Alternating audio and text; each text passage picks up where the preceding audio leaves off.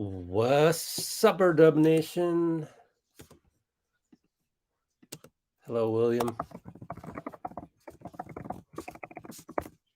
E40 voice. And by the way, E40 recently visited the Mary Babers Green household. Let's go take a look at that. Right here, Instagram.com.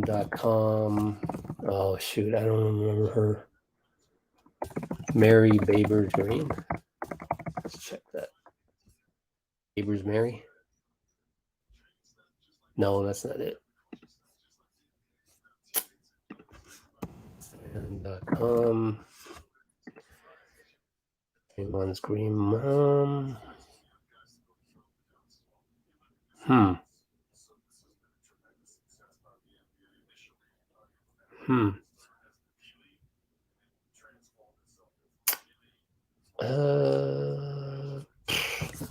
Let me look it up. How's everybody doing? Everybody okay after that toxicity post game yesterday? Oh man, so funny. Mary Babers Green 12. Ms. Babers Green 12.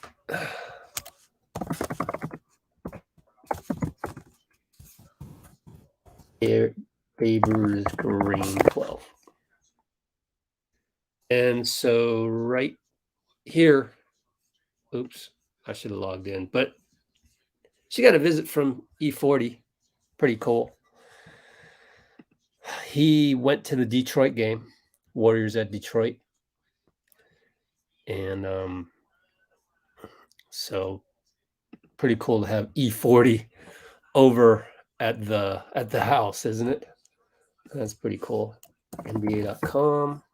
So tonight, in case you didn't hear, starters are JP, Moody, JK, surprise, surprise, Anthony Lamb, and Looney. So all the vets are resting. Okay. Thanks, William, over on Twitch, giving us props on Twitch as well. Let me do a like. Oh, 5 likes. 37 watching, 5 likes. Let's bump that up a bit. Let's see.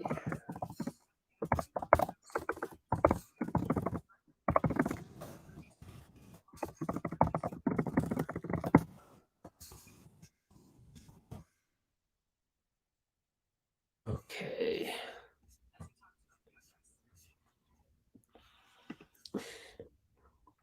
Well, Curry's not going to drop 32 because he's not playing tonight.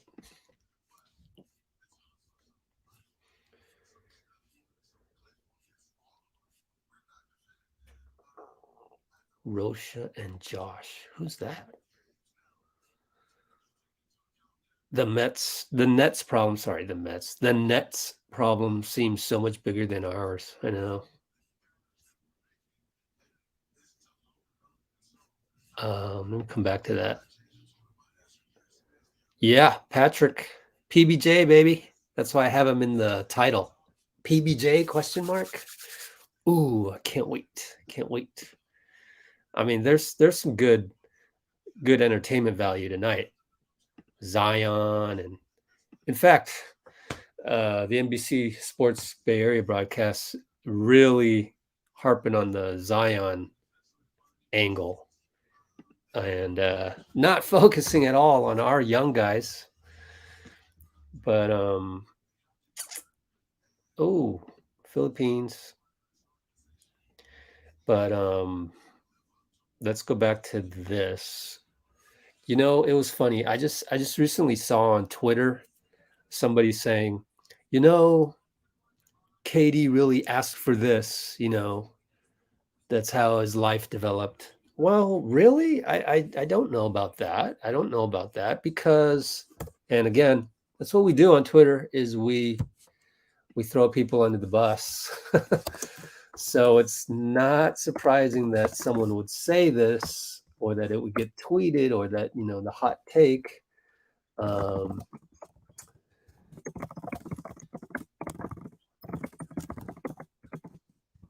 Okay, so I'm going to give you an example. Recently, I attended a baseball game with my friend Lizette, and we took her car, and when we got out of the parking lot, we park in the back lot, which is the BART station, which is for free. So there's actually free parking at the Coliseum, at least during this day game. They didn't charge anything. I remember they used to charge like 20, 10 bucks, 10 bucks, 20 bucks for Warriors games. I remember when it was free. But anyway, who the heck is this? Blame game. Oh, is that Alex Espinoza? No. Who is that? Someone's on NBC Sports Bay Area. So they're blaming people right now. I want to see who that is. I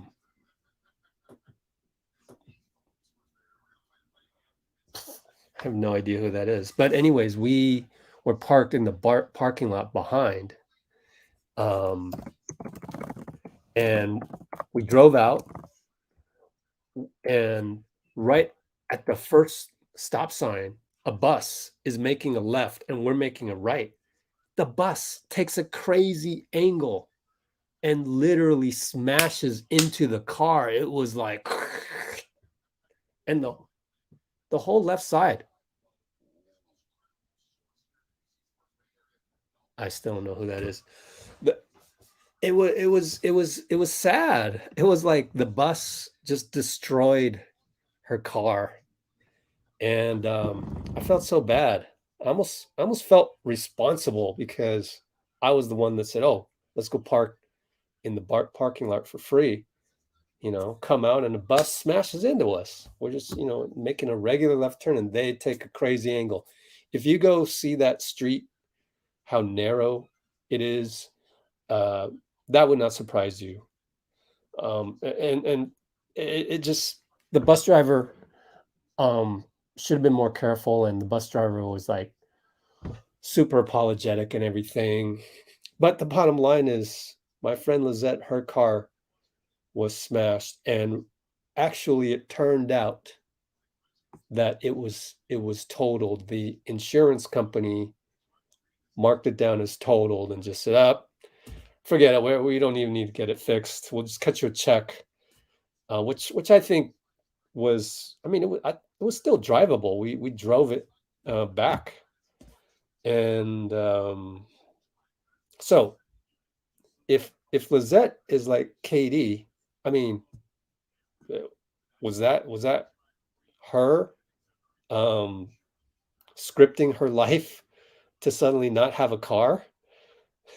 I mean, like, if she knew that she was going to get hit by a bus, then she wouldn't have ever drove out to the BART station to park there. So if KD had known that Ben Simmons would play so poorly and then be injured, Kyrie would become headline material and just suspend himself. If he knew that, would he have gone to Brooklyn in the first place? I don't think so. I mean, he wanted to leave this past summer. So for someone to say that, oh, he kind of wrote a terrible script for himself, I don't know that that's true. So the last, less than 24 hours, I have been on our YouTube channel in the comments and checking out all the negativity and all the toxicity. So the negative people would go on there, and in this example, they would try and crucify me for showing the opposite side, the alternative, the contrarian view of Kevin Durant. And it's just funny to me how they love to publicly shame you, love to label you as this or that. Don't let them bully you that way. Call them out on that every single time. Tim Kawakami does a good job of that. And let me show you. So I think when you're on social media and you're trying to say something positive and some negative person comes along and tries to throw you under the bus and all of that, just say, first off, you can just say thanks for your feedback, move on, and if they say anything, then you can go, are you trying to make me feel bad about myself? And I've had to ask that question to several people. They've branded me as angry, negative. I'm the angry one. So if you're angry, you post something and I challenge the assertions that you made that made you angry about that situation, why am I suddenly the bad guy? So I think that you guys got to be careful out there and just watch yourself because there will be people out there who try to distort stuff like that. I'm going to go to I liked the, where's my likes? So right here, people tell me, hey, you should ignore all the negativity and all the negative comments. I am totally in the same squad as Tim Kawakami. Uh, Ignoring them does nothing. And I get it that it's annoying over and over, but that ugliness can't be wished away and it should be identified. So that's what I'm going to do because I want to make it a safe place for you guys, for people like William. William's like 13 years old or whatever, to have a safe environment to go to understand that society isn't really as, negative and snarky as Twitter makes it out to be. And that way you become, less judgmental of people. You become happier with yourself. And I always want to impart that every single time I'm on here. I just try. And if it's annoying to you, then I gotta wonder if I'm trying to promote positivity and that's annoying to you, well, man in the mirror. So, anyways,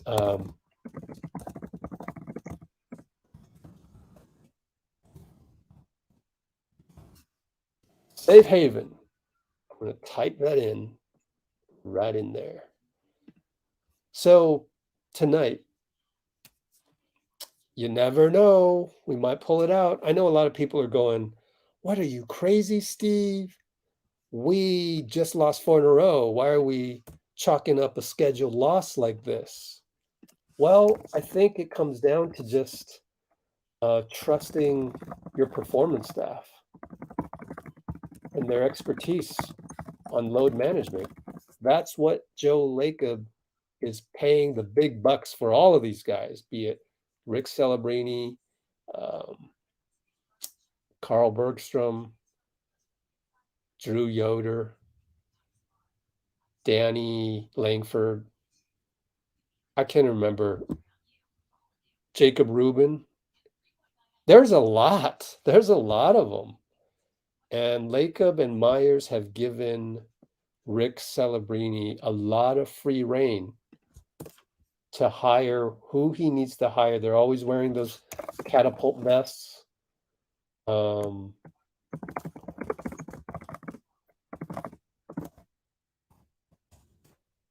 Celebrini free reign. The catapult vests. All of that feeds into the science of load management, but all of that we are not privy to. I get that. We're not privy to that. And so it's harder for the average fan to swallow that approach. So I do think that it relies on your faith as a fan to just say, okay, I have no idea how NBA performance training is done, but I'm just going to trust your process. I'm going to trust Bob Myers, trust Joe Lacob and the performance staff. And the other thing that might give you some comfort about why we are resting the four veterans that we're resting, which is Steph, Clay, Draymond, and Wiggins, is other NBA teams are doing this as well. We're not the only ones resting guys who are veterans on back-to-backs. So because we're not the only team, that should give you some more reassurance that it's actually the right thing to do. So I don't think we're tanking tonight. Like there's a joke going around like, oh, we're tanking. I mean, that's funny. That's, stand-up comedy. That's kind of funny. But we're not tanking per se tonight. I mean, do you think these guys don't want to win tonight? JK, Moody. I mean, I get it in terms of tanking, like getting away with tanking, which is to put a team out there that is the least experienced. I mean, if we were really tanking, then we get it to a situation where we're starting, a couple rookies, right? No, I mean, I think we got a chance here. We got a chance. We're minus 10.5. Yikes. All right, so right now we've got Steve Kerr on the podium, but he actually was on there earlier, so this is just a recording of it. So let's go to that, and then we'll go through the reasons Klay Thompson is resting for tonight. Ready? Here we go.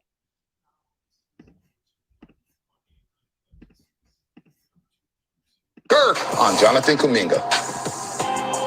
Earn the opportunity every single day, and I think for young players, they learn that as they go, and they understand what that means. But it doesn't happen overnight. All right, here is it. Ooh, okay.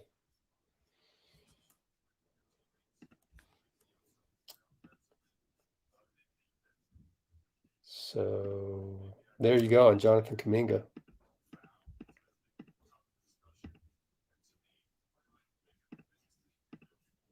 Now we do have another part of Steve Kerr talking about Clay's load management, so I screwed that up. My fault. Let's pull that one up. Let me see. Give me a moment while I fix this.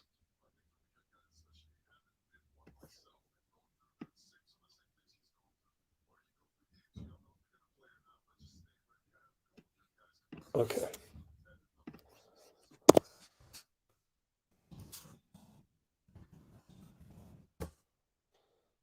Okay, yeah, so I can do that. Let's put those together. Let's see.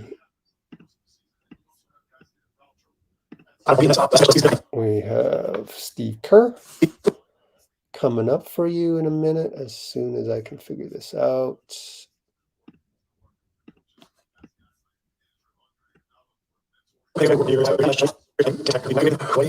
Oops. My fault. I don't know what I'm doing here. Yeah, screw it.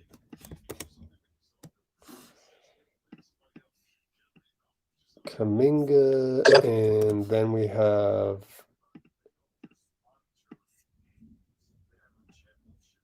Willie Green on Zion.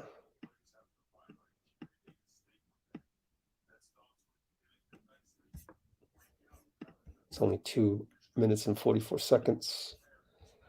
Okay, so I might skip those. All right, so let's pull up Steve Kerr talking about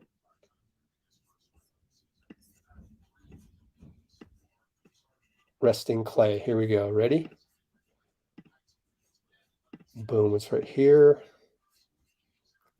It's very difficult. And, in this particular case, we've got a couple of guys who we're going to be really careful with on back-to-backs all year. Clay may not play in a back-to-back all year. He didn't last year because of, 2 straight season-ending injuries. Draymond missed half the year last year with the back injury, and we're in the final stage of a grueling road trip. So it makes it really difficult. I think the league is trying to address it by softening up the schedule some.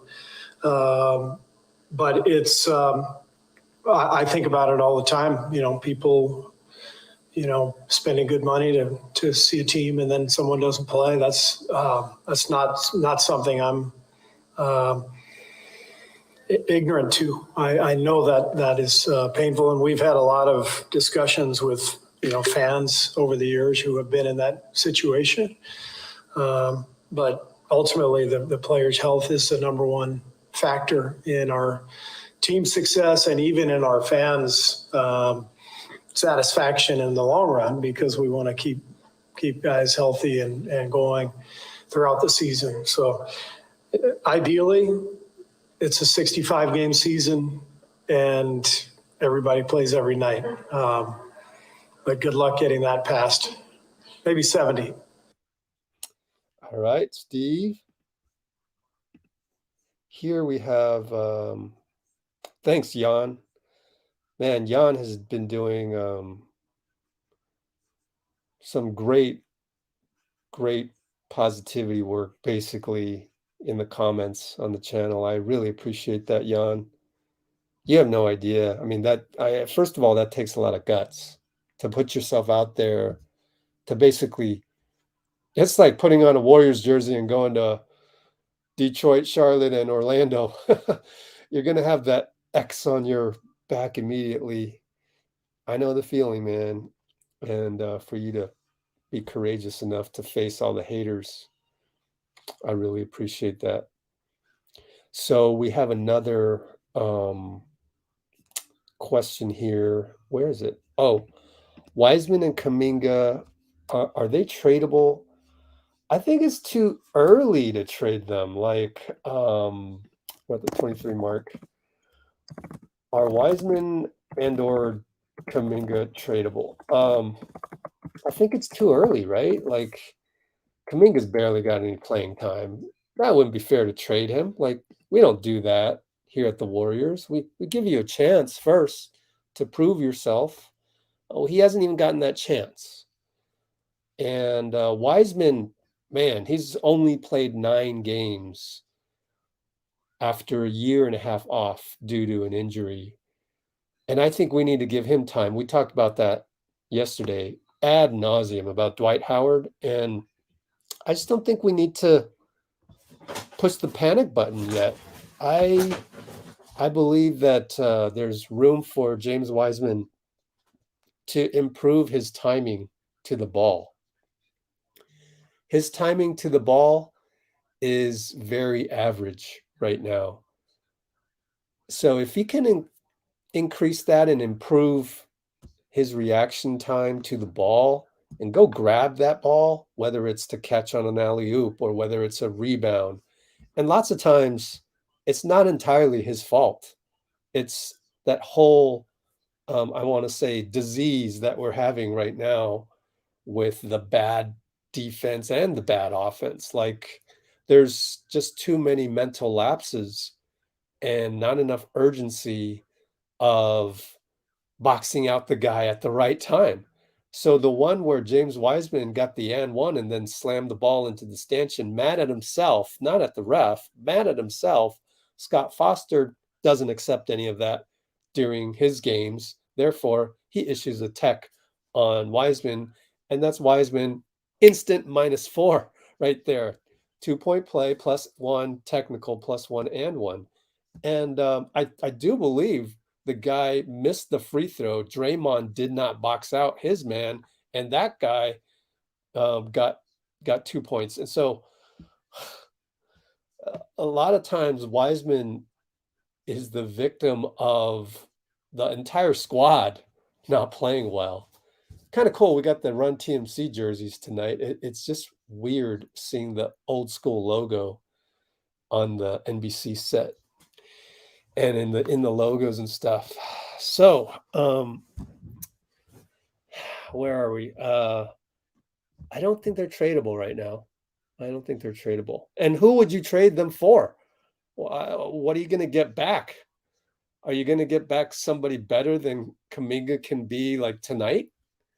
He's dropped Kuminga into a game like tonight, a good opportunity for him. Is there another guy in the league that we can trade for that can go and do some stuff? Just dropped onto a random NBA court tonight, kind of like he is. Is there a 7'1" center out there that's similar size to DeAndre Ayton, but probably 55% or 60% of DeAndre Ayton in his contribution right now? I don't think so. So why not just keep those two guys? Like, here's the thing that I'm going to start doing. I just thought of it. I just thought of this. First of all, we got to do the high fives. We got to do the high fives, right? My fault. I completely forgot because I was thinking, oh, all these things. Pre-game, high five, Jimmy Butler slap style. Ready? Pre-game high fives. High five, everybody. High five, William. No call. This is a high five. We're doing our high fives. So, okay, so I want to get into, now that we're at the 27:45 mark,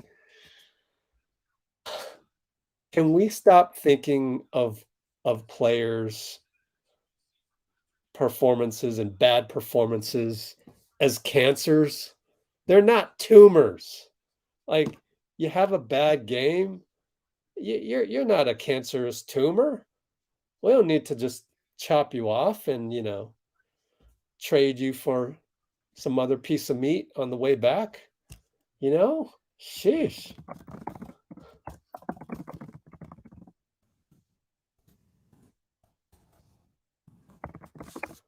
So can we stop with that? Like, oh, we got to trade Wiseman, trade Kuminga, whatever it is. They haven't become tumors. Where are we here? There is a rumor. No, that's not a rumor. No, no. Just because Dwight Howard goes on a podcast and says that he's a good fit for the Warriors doesn't mean it's a rumor. No, that's not how media works, folks. This is not a rumor. No. That's just Dwight Howard making up stuff. If we wanted Dwight Howard, we would have signed him already. There's no reason to get Dwight Howard now. We don't need a guy to mentor Wiseman. We have Decky, the big 6'10" Serbian coach who coached Jokic. And we have Looney. We just need Wiseman to do any and everything that Looney does, but at the 7'1" level. What value would Dwight Howard add? You've got all of it in Looney, really, and Decky, as far as the little nuances. It just getting Dwight Howard to mentor Wiseman is a fake reason for you to want Dwight Howard. The real reason that you want Dwight Howard is yet you're bothered by Wiseman's 9 minutes of play per game. 9 minutes. It's just 9 minutes. Dwight Howard isn't going to move the needle on winning games. If we had Dwight Howard instead of Wiseman, would we be, 6-3 instead of 3-6? If we were, sign him. But no, Dwight Howard for 9 minutes in a game that would have changed the result in various games. I don't think so. Like, let's say Wiseman didn't get that rebound, Dwight Howard got the rebound, there's no guarantee that that leads to a win, especially when it's only 9 minutes in the game. 9 out of 48 minutes, that's a 1/5 or better. It's a 20% impact on the game. We can look at Dwight Howard after we have made the proper evaluation on James Wiseman that he's reached his potential and that's it. If we come to that conclusion, maybe by January or something, then yeah, okay, let's look at Dwight Howard. But right now, I'm not the only one saying this. Chris Mullin and Festus Ezeli 3 or 4 days ago said exactly the same thing. I mean, it's going to take time for Dwight to get conditioned. It's going to take time for him to learn the plays, to integrate with Steph and Clay. I mean, it's not just him integrating, but then Steph and Clay have to communicate with him as well. And it's just a new variable. It just doesn't make sense from a locker room perspective and a practice facility perspective. You guys don't think about those things. You guys just think, oh, this is like a video game, NBA 2K. Dwight Howard is just a few lines of code that we're inserting to the Warriors, squad, and he becomes, a variable in that algorithm, and voila, he's instantly 100% Dwight Howard.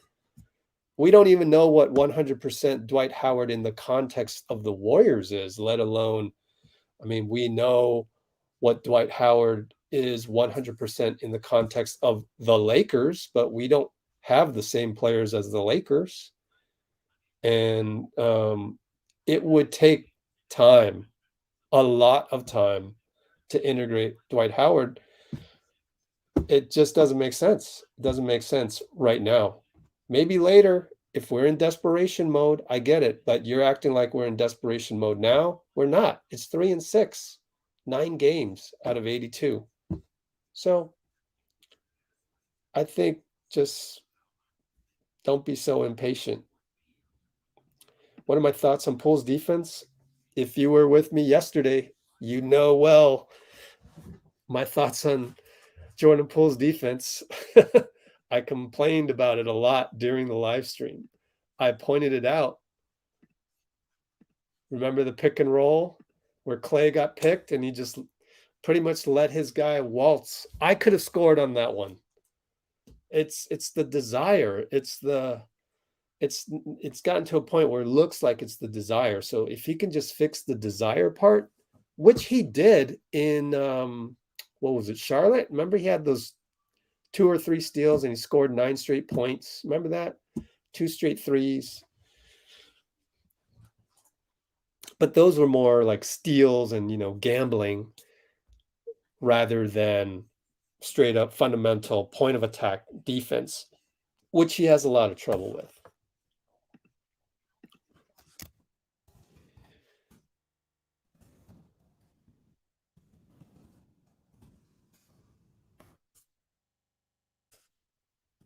So we got to fix the desire. That's easily fixable. The thing that's not as fixable and that almost parallels Wiseman's timeline is Jordan Poole's defense. So it'd be kind of cool to see what happens first. Does Wiseman's, here's a hot take, does Wiseman have better timing to the ball first? Or does Wiseman get better timing to the ball first? Or JP draws a charge?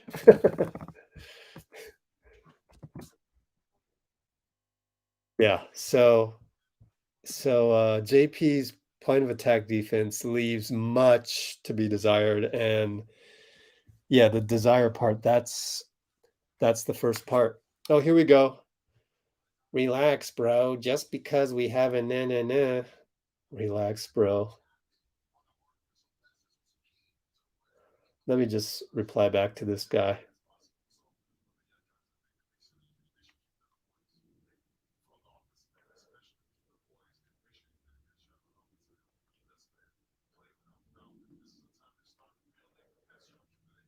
they can't answer this. Just because I have an opinion that is positive doesn't mean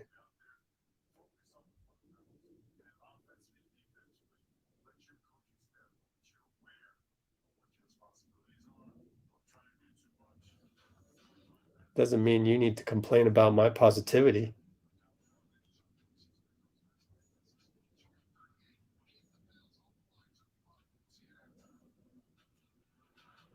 I thought this was a safe place where I would be free of personal attacks like yours.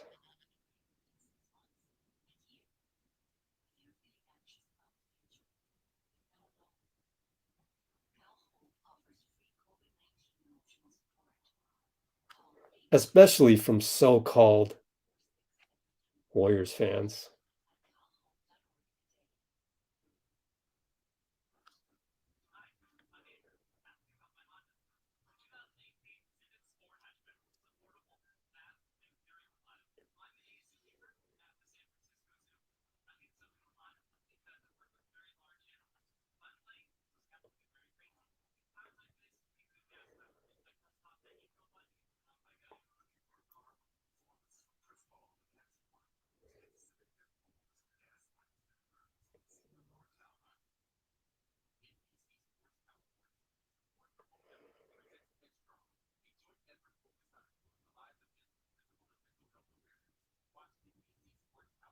Wow.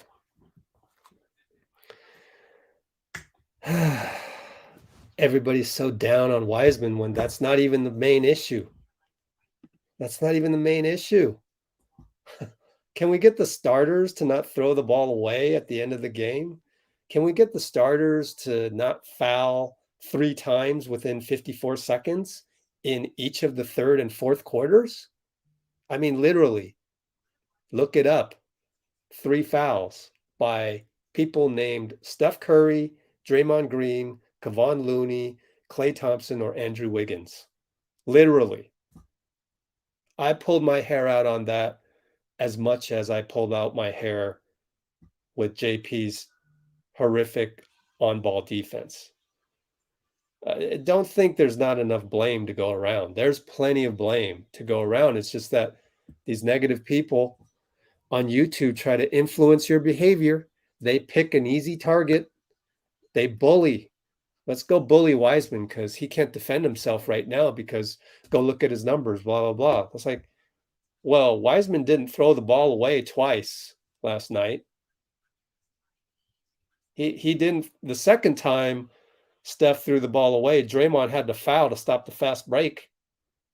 That fouled out Draymond. So effectively, Steph fouled out Draymond. That was a double whammy. I mean, just those brain farts. Yeah, I know Steph had a great game and everything, but if you're going to nitpick Wiseman, why don't you nitpick Steph? It's funny to me the way negative people act. They just want to tear the weakest link apart. It's so unfair, and it's actually a part of our society that happens in everyday real life every single day. Happens at the workplace. Happens driving to work. Road rage. Nobody road rages on Harley Davidson people, right? They know not to bully a Harley Davidson guy. They road rage on the old people that are driving the slow cars. It's bullyism everywhere, and it's all over American society. It is an embarrassment of America. And people do it everywhere. So they do it on social media and they do it on my channel. But I won't tolerate that on my channel because Let's Go Warriors is different. So we have the ability to block. And I will keep blocking the people that resort to personal attacks and bullyism. So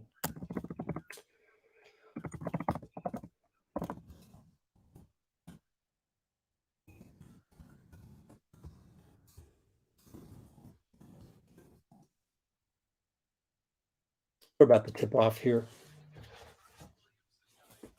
It's funny how people They think I'm mad when I call out the bullies and stuff. Do I look mad? I don't look mad. There might be a tinge of outrage, but like, why is my outrage worse than your outrage? Is my outrage worse than your outrage just because my outrage just happened after your outrage? Or what are the rules on being outraged? Oh, you can be outraged all the time, whereas I can't. Anyways, oh, I got to maximize my screen. I can't even see the clock. Oh, shot clock at 1. Good defense, Kuminga against BI, Brandon Ingram. Let's get the box score up. Here we go. Oh, I don't even want to look at it right now. I don't want any spoilers. Moody down the middle, loses the ball, dives for it, does a good job diving for it, has to call timeout. No, finds Anthony Lamb with 4 seconds. Jordan Poole, flyby, should make this. Missed it. Good job by Looney to find JP at the last moment, though. And BI will post up. Wow. Anthony Lamb looks like an old school Warrior. JV scores on JK. JV meaning Jonas Valanciunas. Big boy. Oops, I said boy again. That can be derogatory. Kuminga draws a foul on Zion. He's always able to draw the foul. Beautiful. Love the 0-0, my friend.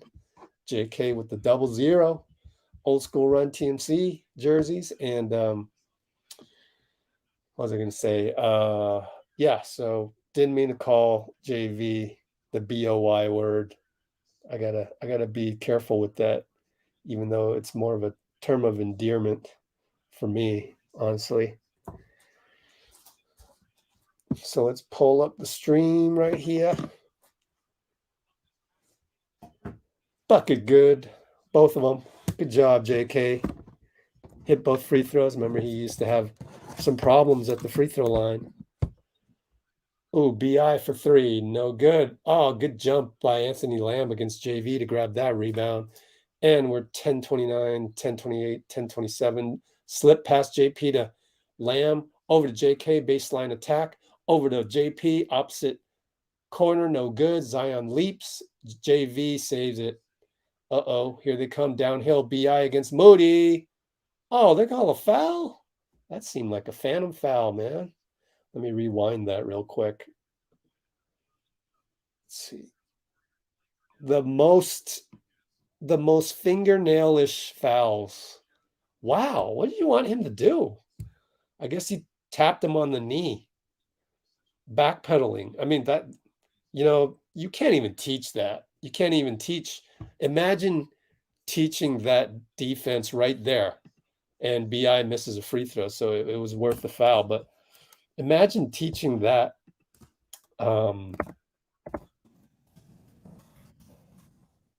Teaching that backpedal defense by Moody to Jordan Poole. I don't know that it's possible. I don't know that he would pick it up. So I'm at 10:07, 10:06, 10:05. Oh, wait a minute. Oh, shoot. I got to catch up. Jordan Poole, bucket, jumper. Now I'm going to fast forward here down to my other MacBook. I mean, my MacBook, not my Chromebook. And JV scores down low. 942, 941, 940. Looney, right post. JP for 3. Splash. Nice. JP for 3 over, who was that? Herbert Jones. Ooh, Herb Jones, shooting guard. How tall is he? He was playing awesome for a while. I remember a couple years ago. CJ misses. JK rebound, 9-11, 9-10, 9-09. He high posts Zion over to Looney, back to JK. He's open. No, he attacks. Caught by JV. Nice entry pass to Looney, but he's covered by Zion. And then a late pass to Moody. Looney gets the rebound, blocked by Brandon Ingram. Rebound CJ. Here he comes against JK. We got a switch in the transition. JK bites a little bit. JV's left open over Looney. No good. JK, another rebound. We're up 7-5. 8:38, 8:37, 8:36. JP gets into the lane, gets stuck though. He lost the ball. Over to Looney, handoff Moody against Zion. Post entry Looney, back out Moody, attacks 5-4, baseline stuck, gets it to Lamb. Thank you, Lamb, for cutting. Thank you, Lamb. Yes, sir. Good job, Lamb. Man, our two-way guys are playing nice. JV back to CJ. We're up 9-5. CJ runner one-handed, no good. Tip back to CJ. Oh, but Moody steals? No, deflected. 12 seconds clock. 8 minutes exactly. JP got paid too soon? No, because Tyler Hero got paid. So there's nothing you can do about that. You have to match that, basically. Anyway, steal by Lamb, attack JP, dunk Moody on the transition. 11-5 Warriors. Timeout, New Orleans. Yes, sir. Off to a great start. Off to a great start. Is that Draymond Green wearing green? Let's see. Yep, JP's reads on D are a little bit slow, just like James Wiseman's reads on offense or defense, just rebounding the ball. Clay's defense, yeah, Clay's defense is good. Clay is not playing tonight. Youngin's getting some run. It's going to be a fun game.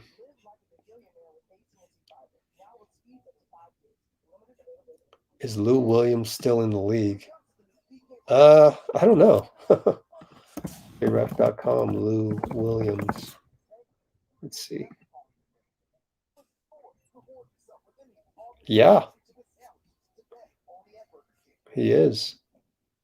Shooting guard. I mean, he has stats right there. So, oh, he's on Atlanta. No, he's not. Wait, what? Let's just hoops hype that. Hoops hype. Lou Williams. Oh, God. Can I type?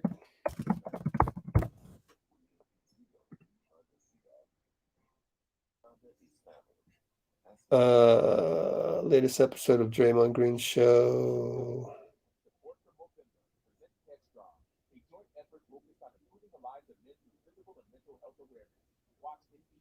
Huh. I should just Google it. I mean, just wiki that thing, man. Career history. Yep, that's it. So he's done. Professional career. Returned to Atlanta on August 6th. He re-signed. That's it. I don't know. It doesn't really say. I guess he's one of those just veterans that's, waiting around to get the call. I'm expecting a fun, fast-paced game, and, we can upset these guys. We can upset the Pelicans.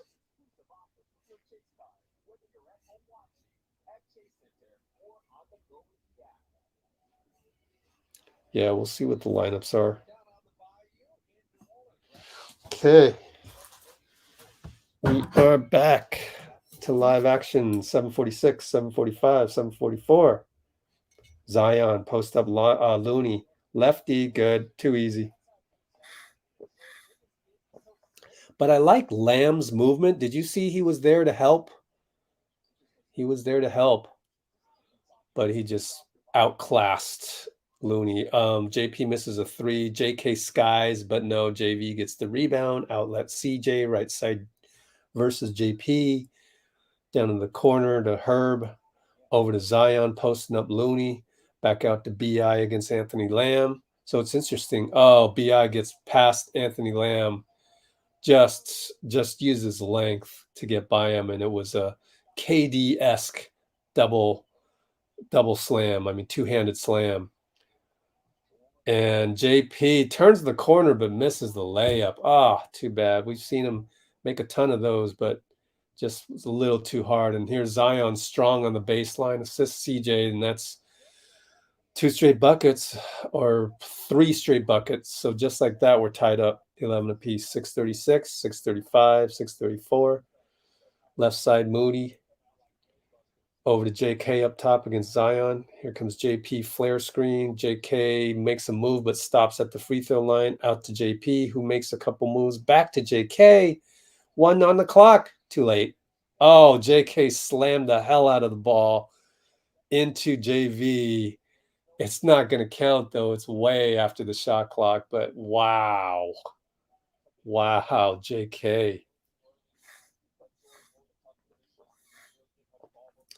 But it's turnover, team turnover. Now it's Herb Jones over to BI, fadeaway baseline good. Too open right there. Too open. Right there it was CJ making the screen on JK. So good play call by Willie Green. That's 8 straight unanswered points in less than 2 minutes. JP turns the corner on Zion. Over to JK up top. 3-pointer, bricked it. BI rebound. Might need to call a timeout if they score here. CJ attacks Anthony Lamb and misses the hook shot. Looney rebound. JK outlet. Brings it up against Herb. Right side Poole. Gets fouled on the 3 by Herb. So that'll break the drought. Thank goodness. Just not a good foul by Herb. And he's complaining. But that was very reminiscent of it's reminiscent of the Jimmy Butler coming through, except different angle. I mean, not quite, but I mean, he got hit on the wrist. I think you need to call those. If you don't know if it's a hand-to-hand, gotta call it. It's probably wrist. I still can't believe they overturned that one. That one cost us a trip to the line for Steph for 3. I think it would have tied it up. That was in Miami.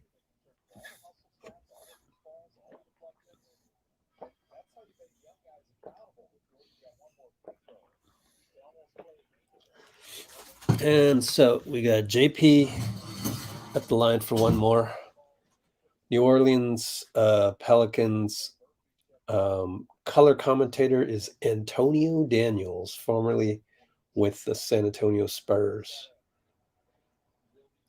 JP hits all 3, finally. He's been struggling from the line all year. BKRef.com, Jordan Poole.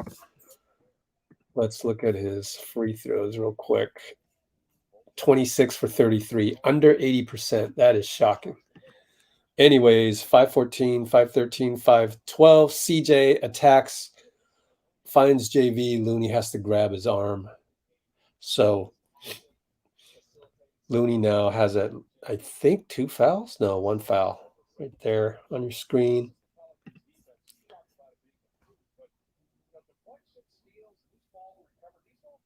Oh, I forgot to promote. I forgot to promote our video. Here we go.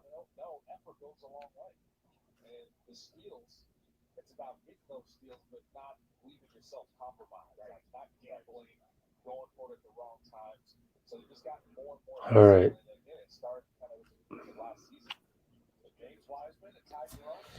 Okay, James Wiseman and Ty Jerome are in the game. Kuminga stays in there. Moody stays in there. And Lamb stays in there. Wiseman gets stuck and inside the paint, finagles a foul. It was a good thing that number 8 fouled him. Oh, Marshall. Yeah, I remember him.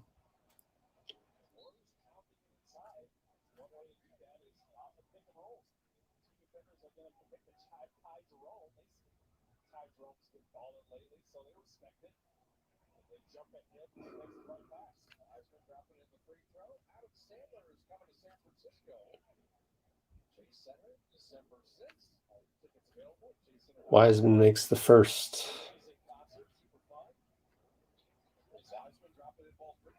Hits the free throw. At least he's making free throws, guys. That's a good sign.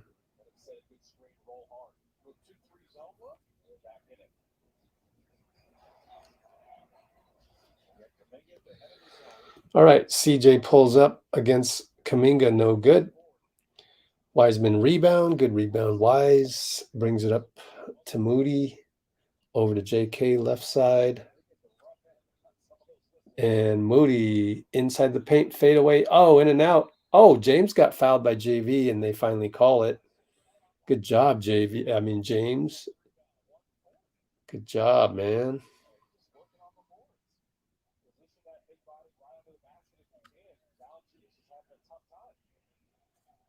See how he did this.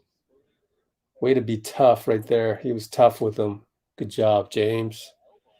Little grabbing downstairs and stuff. Well, not downstairs, but with the forearm. All right, ball's inbound. 4:29 to go. Lamb, left side. Ty Jerome. 4-3. Shoot it. Finds Kuminga. Fade away. Good. Trickles in. Yes, JK. Up top, we have, oh, crap. I don't know who that is. Oh, Trey Murphy. I like that kid. I remember he was on my radar when we drafted, I think, Moody. I think it's the same 2 years. All right. Moody lost the ball from Murphy, but BI jumped on him. And are we going to get a foul or jump ball? I hope it's a foul because BI is super tall. Yeah, he fouled him.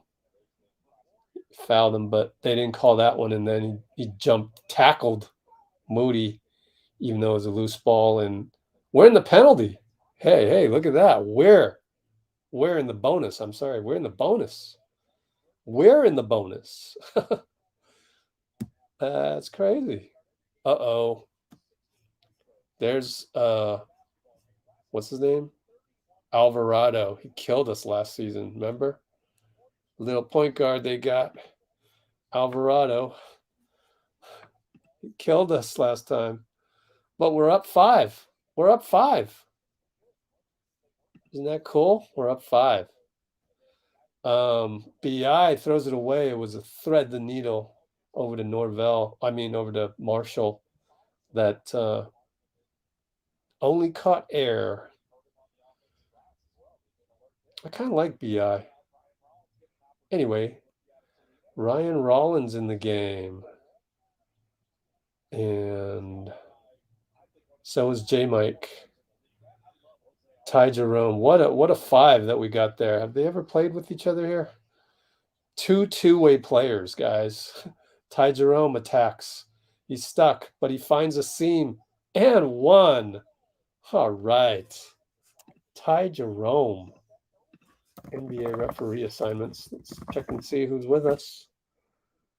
Today it will be Ashley Moyer Gleich and Suyash Mehta and Eric Lewis. Eric Lewis is solid. I like Eric Lewis. Really like him. He's in my top 5. So did Ty Jerome make one? Yeah, he made the and one. Way to go, Ty Jerome. We're in a zone. BI attacks. Whistle. Oh, no. Defensive 3 seconds. Jeez, guys. That shouldn't happen. That really shouldn't happen on a zone. I'm just saying, I mean, you're playing an area and you forget what area you're in. You can't make that mistake. That just cost us a point. So I don't know who that was on specifically, but they scored the technical. We're up 7. Alvarado over to Nance. Oh, is Larry Nance in our chat room? Oh, BI hangs and scores on Wiseman. Everybody wants to pick on the 5 when you're in there and you're athletic. Now they're in zone. Look at their dice 5. Rollins throws the ball away. That's one of those. I haven't played with you ever this season, so you zig, I zag. Turnover. Alvarado right side. We're in a zone. Now it's zone versus zone. It's crazy. Brandon Ingram over to Jose Alvarado. Three-pointer good. Catch and shoot good. We're still up 2, and we're holding them to 21 points. Starters couldn't do it. Oh, Rollins is out of control. JV takes an easy charge. Not JV, Larry Nance. Nance took an easy charge. 23-21, 243. We're still up. Let's see.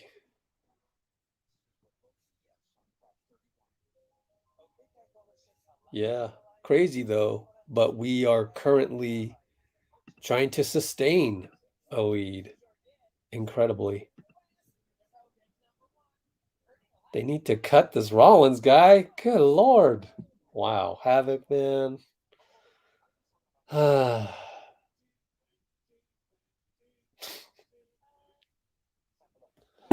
just looking for attention. You're just looking for attention, aren't you? I'm convinced that that's what you're doing.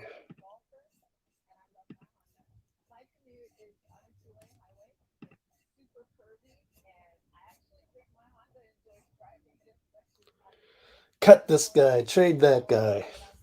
I'm not happy. Trade him. Oh, God. Every game we got to deal with that from you.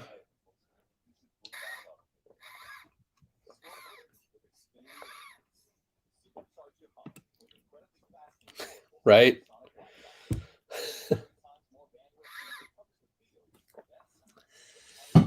Man, I'd hate to be your teammate, Havoc. Man, you sign up for any AAU? Make sure you let me know what team you're on, because I ain't coming close to that team. I ain't touching your team with a 10-foot pole. I wouldn't want you on my squad. Detractor. Negativity. What are you, the Empire?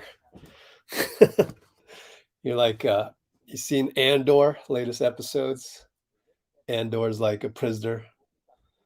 You're like the Empire. Empire, Emperor Palpatine, Emperor Havoc. Cut him. We're going to fry Ryan Rollins. Oh. They're going to fry Ryan Rollins. You guys seen Andor? You have to watch Andor to get that joke.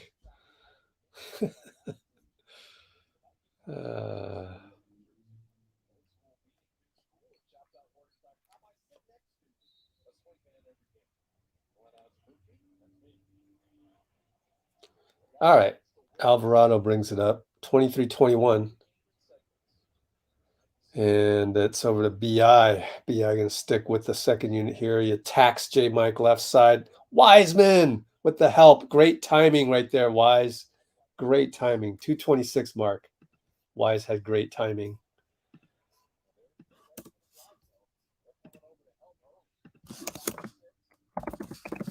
Q1, 2. Wiseman with the timing. Oh, three-pointer at the last second. Dang it. That sucks.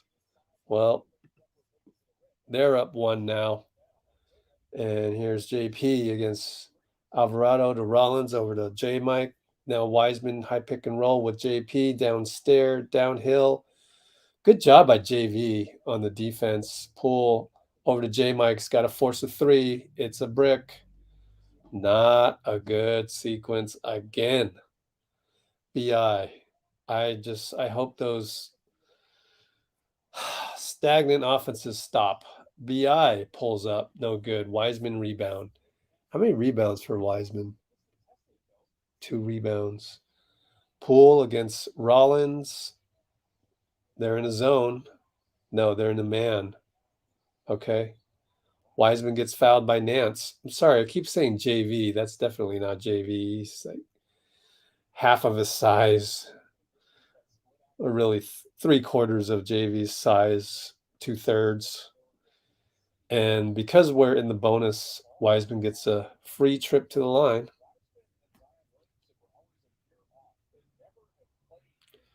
Man, I mean, you guys are judging this and that, PBJ and everything. I mean, have you guys seen these guys scrimmaging more than Steve Kerr has seen them? I mean, when are you going to put your trust in the coaching staff? Or are you just going to always be so judgy? It's just a little too much. Like, it's just like, oh, this combination with Rollins is better, or that combination is not good, or this combination. How do you know? We've never seen these. Maybe we saw them in, Japan, but I can't even remember those. And that's, glorified summer league game. So Zion gets to the line after a nifty move inside, just being all shifty and stuff.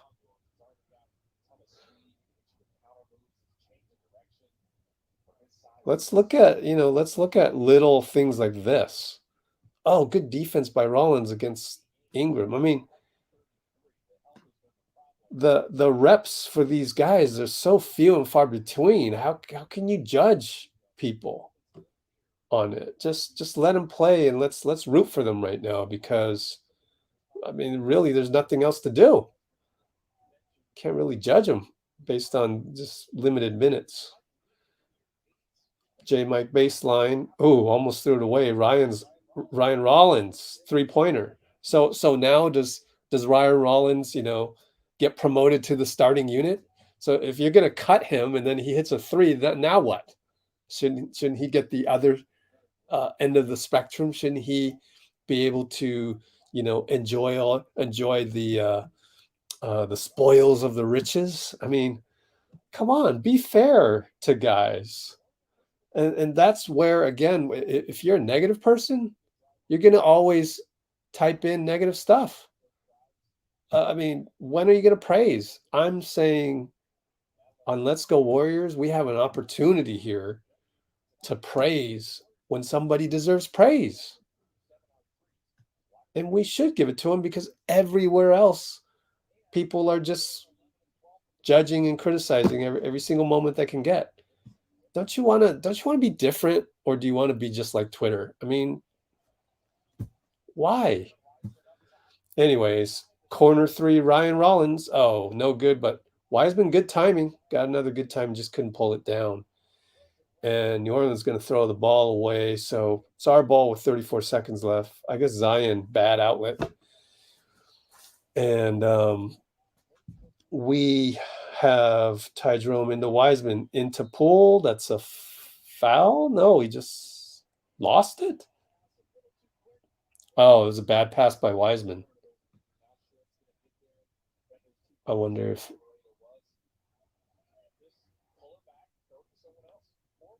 Wiseman says my bad. I mean, it's these kinds of plays, James, that's giving you all the hate on Twitter. So got to clean those up. Wiseman right there, again, 0.2 seconds late on the block attempt, but they missed it. We got the rebound. 8 seconds to go. Jordan Poole, high screen Wiseman, drives, throws it away. Wow. Oh my goodness. That was ugly. We're still up by 1, amazingly. Buzzer beater, no good, New Orleans, and we're up by 1, 27-26, end of Q1, amazingly.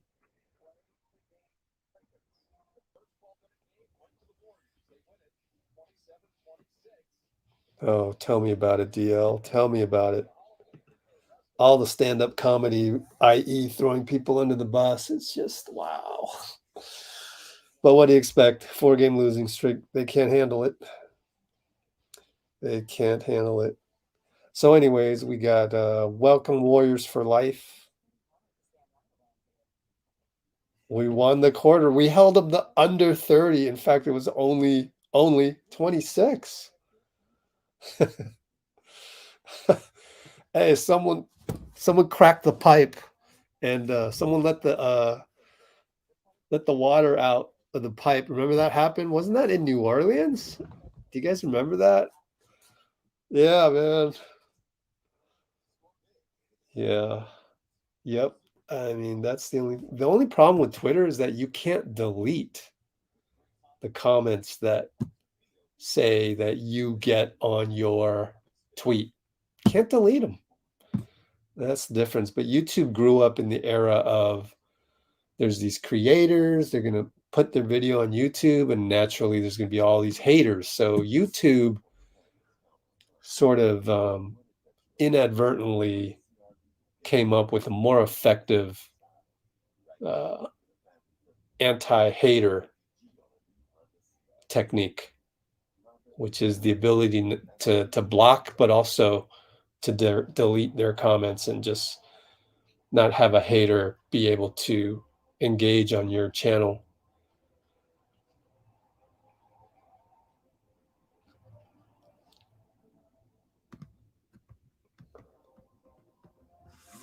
Man,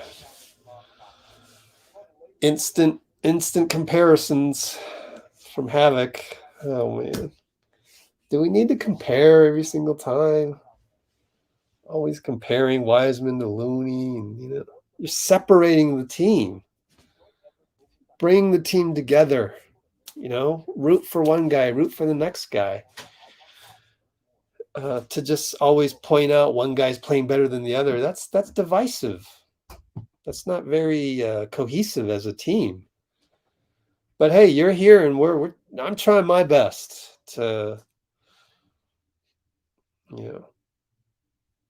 teach you how to be part of the squad, kinda. So, JP, pull up 2-pointer, no good. Is it? No, that's Marshall. Is that CJ?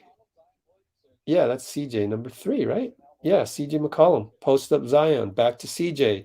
Too easy, down the lane, finds JV dunk. So easy. What the hell? That's Ryan Rollins a little late. He did get screened, and it's a nice play by Willie Green. Very Warriors-like, but Ryan Rollins, point of attack, fell asleep for a split second, and that cost him. So 13.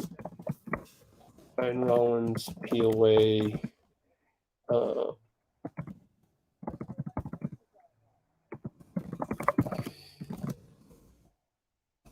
Well, Zion dunked it on the other side. Transition. We're down 3. Got to be careful here. Looney high pick. JP shoots a 3. Not the best decision. And now Alvarado shoots a 3. Good. And probably got to call timeout. 33-27, 10:39.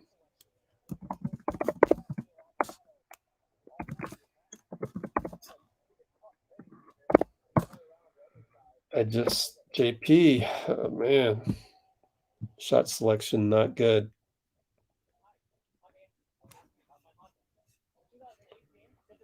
Still, I'd say overall they're still playing better tonight. Just as a team, I know it's completely different lineups and stuff. Alvarado definitely feeling it. He's celebrating like it. Is Poole trying to mimic? I don't know, but I'll tell you this. We're at the 1:14:45 mark. Is JP trying to mimic Steph? I don't know. Maybe subconsciously he might be, but I will tell you this. That will be the last thing JP would ever admit to.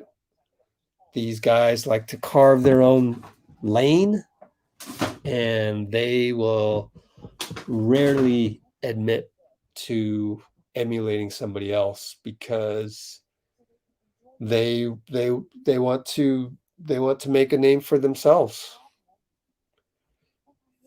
Now, obviously, back in the day, Kobe copied everything Michael Jordan, but that's different. That's definitely different. So,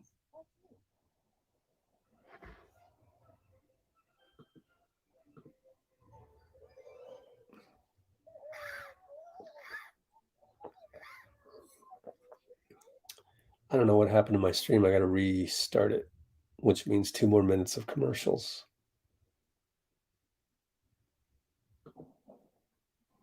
Oh, Lord.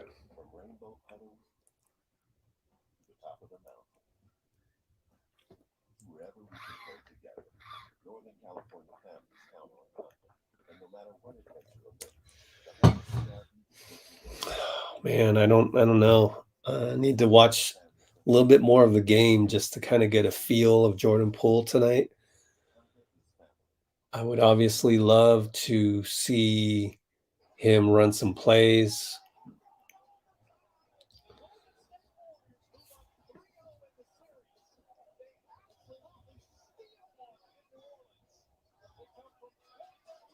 All right, now my Chromebook's running faster. Damn it. It's just funny how these streams work during timeouts. Oh no, now it's slower. Oh my God. All right, 10-17. Turnover. Jeez. Moody. Wait, so that was Anthony Lamb turnover. Now with 10:06, 10:05, 10:04, CJ McCollum up top, Moody. Oh, Lamb with the foul. That's too bad.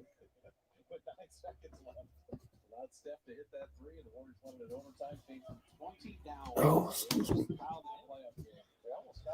Oh, what's up, Steph?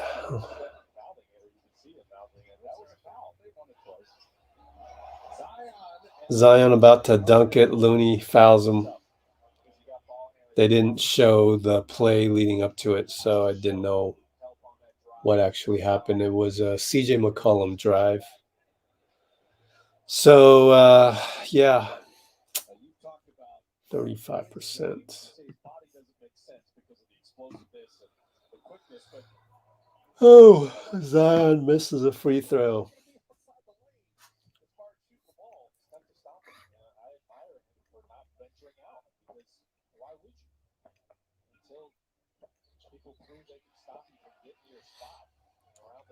All right, makes one of two, down 7, 9:54, 9:53, 9:52. JP handoff, Lamb over to Moody for 3, no good. That's not a good shot either. Why is it so soon to shoot the 3? Let's run a little something. PBJ's in there. And Zion now against Jordan Poole post up, gets help from Anthony Lamb, but scores. Them two is not going to stop Zion. JP with the little crossover stuff throws it away. What is that, JP? Really, what is that? Highlight dunk, 38-27, 9-19.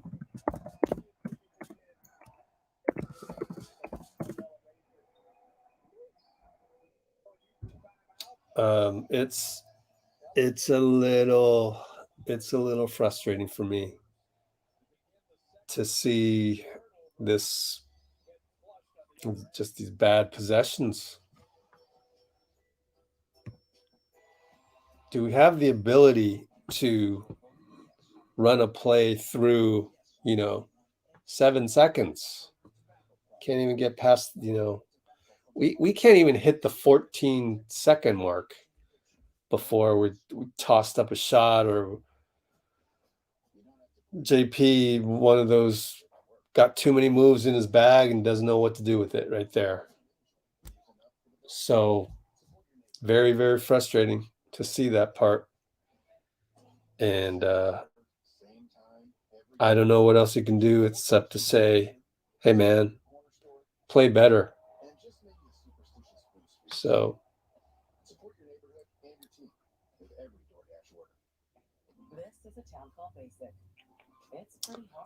when is the next game? The next game is today is, it's Monday. Next game's Monday.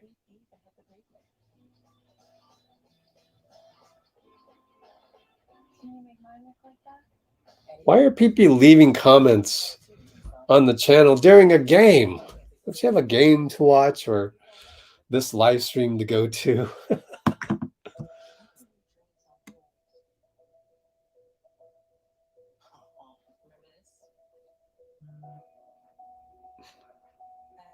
Yeah, this is a nice way of putting it.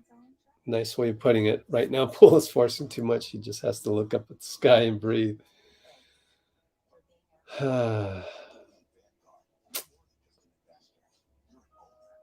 Oh, what's up, Percy? JP.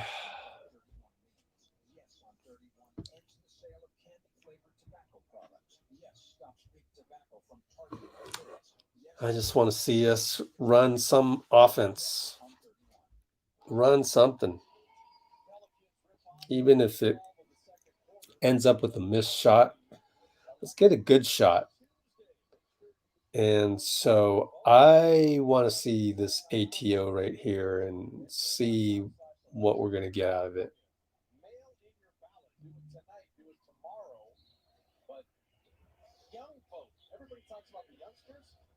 Uh-oh, DL, are you spoiling? 9-12, 9-11, 9-10. JP up top, Looney. Over to Moody handoff. Over to JP, left side, attacks. Fake. Finds Lamb, corner, 3, good. DL, you're spoiling it. Jose Alvarado brings it up. We're down 9. Lamb steals it. What a steal. But there's a loose ball. Is going to get a jump ball, but it was a steal. Turnover, steal, jump ball. So unfortunately, you can see the shot clock's at 23. So we got to win the tip. But if we don't win it, it's going to go right back to New Orleans as if they got a new possession. Oh, okay. They changed the shot clock to 13. Thank you. Lamb wins the tip anyways against a smaller guy. Kuminga's back in there. Screened by JP.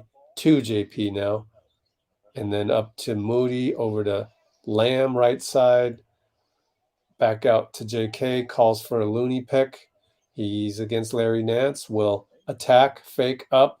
Nance, knocks it away. No foul. And it's back over to McCollum for 3. No good. Looney grabs it. Outlet to Lamb, right side. He finds Moody down the lane. Good step. And 1. Moody. Moody. So we're down 7. Chance to make it 6.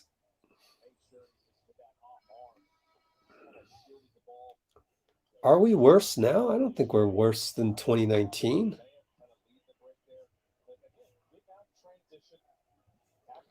I don't want to compare people to GP2, man. When he left, we already said when he was, in the finals, we were saying, he's incomparable. There's nobody like GP2.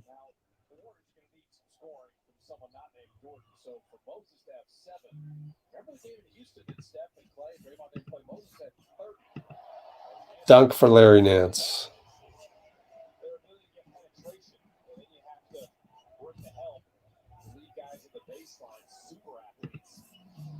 All right, JP up top. JK left side. Fakes and dunks right by Zion, right by number 4. Wow. That was incredible. Number 4 is Devontae Graham, I think. Yep. He's had good games against us, too. A lot of these lesser-known players have had good games against us, I recall. Oh, man. McCollum for 3. Too easy, man. That's what he does, man. He can hit those. Score. Lamb over to JK, right side 3. Splash. We're down 6. I like what I see from Anthony Lamb. He really hustles out there. Larry Nance attacks Looney. No, brings it back out. And the guy cuts on JP again. But that's a travel. But, man, JP is just so porous on defense, man. Oh my God. 125-30 mark.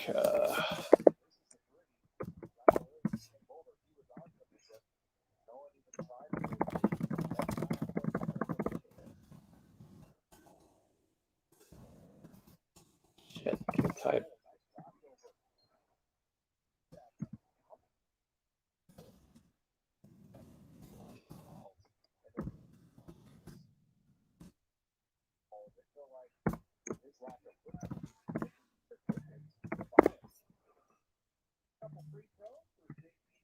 Okay. JP gets a trip to the line.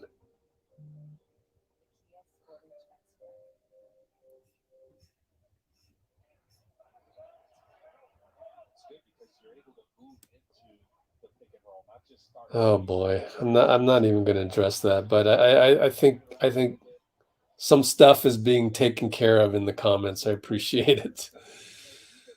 Ah, gosh. Okay, 629, 628, 627, only down 4. And there is shoot, what was number 4 again? I think Anthony Lamb got the rebound again. Devontae Graham. Come on, memorize that. All right, JP, Looney handoff back to JP. Over to JK, left corner. 10-9. He's going to get into the paint. He's going to fade away. JK, good. See, man, JK, man, he can manufacture something out of nothing. We're in a zone. Look at JK, let people go by. Speaking of let people go by, McCollum goes right by Looney. I don't agree with JP's point of attack defense, even on a zone. If you're in a zone, you got to play the zone. You don't jab out, and it just doesn't make sense. That guy's not even left-handed. Oh man.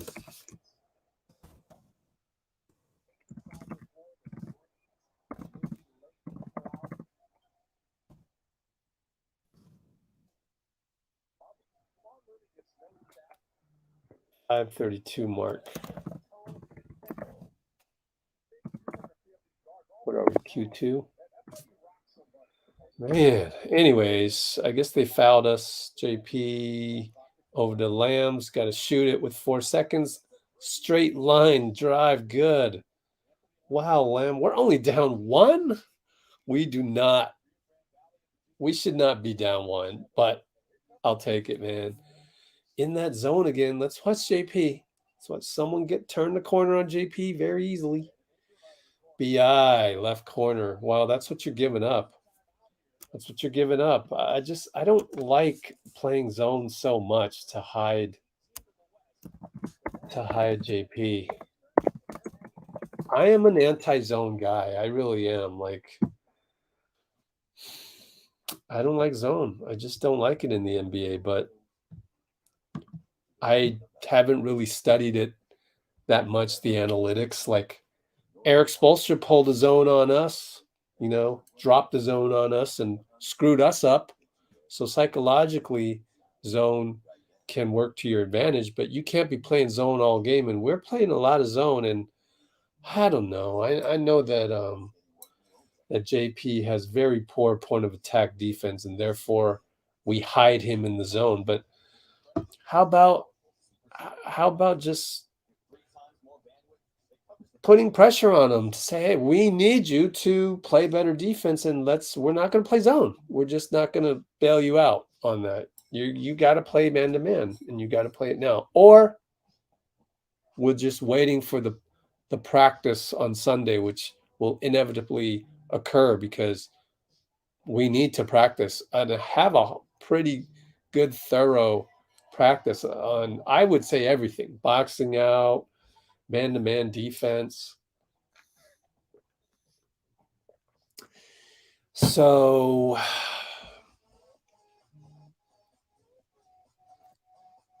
maybe we're just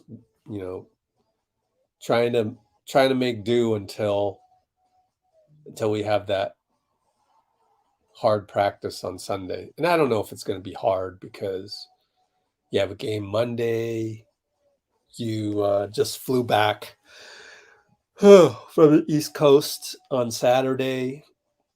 So hard practice Sunday with the game on Monday. I don't know, but I feel like they need to do some drill work. Yeah, Lamb is playing well. Good minutes by JK. Oh, we're back. 411, 410, 409. Moody, right side. Wiseman, post, handoff over to Ty Jerome. I noticed that they're having them post up way outside.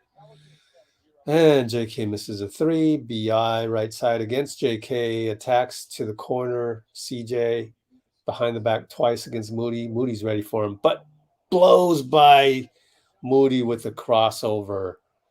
Okay, I mean, that's great offense beating great defense. I can't fault Chris Webber over there, number 4, Moody, the Run TMC jersey.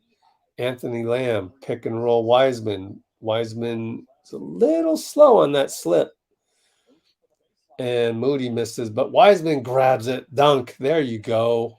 Now put a string of those together, big fella. That's exactly what we've been waiting for the longest time. But luckily, Jonas was switched out on somebody. All right, here comes Graham. Over to Herb Jones. Euro step, no good. Wiseman, not bad. Not bad. Wiseman getting right there. He had to push Anthony Lamb aside, and he had to help out Moody. So doing a lot to help out people. Oh, excuse me. I just wish we had better point of attack defense overall. I don't know if somebody got screened, if Moody got screened there, and try and not have to rely on Wiseman helping every single time. CJ throws it away, and that's, credit James Wiseman right there. 2:47 to go. 133 mark. CJ turnover, but credit Wiseman's positioning in the paint.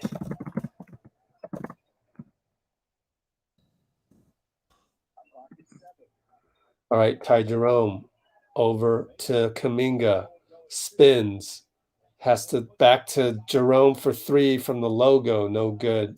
McCollum, he's downhill. He pulls up on Lamb. It's 2 points. Oh boy.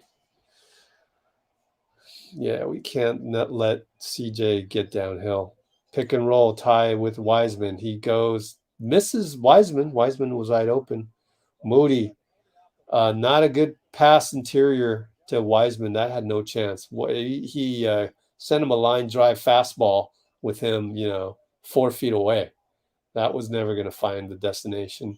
That was going to be a pinball effect, which is what it was. CJ, pick and roll. Now he's on Kuminga. Steps back, Kuminga. Closeout, no good. I mean, no good on the closeout. CJ cans the 3. We're down 6 just like that when we were only, I think we're down 1 or up 1. Interestingly, no Jordan Poole right now. Wiseman posts up, but passes a little to the side. Oh, excuse me, gets knocked out of bounds. Had to work on a project last night, so I am pooped. Baseline inbound. There's JP, right corner. He came back in. Fakes that guy out, attacks.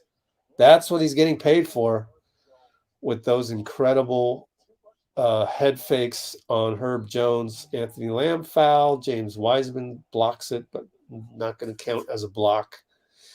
And hopefully we can get some production by JP on defense as well.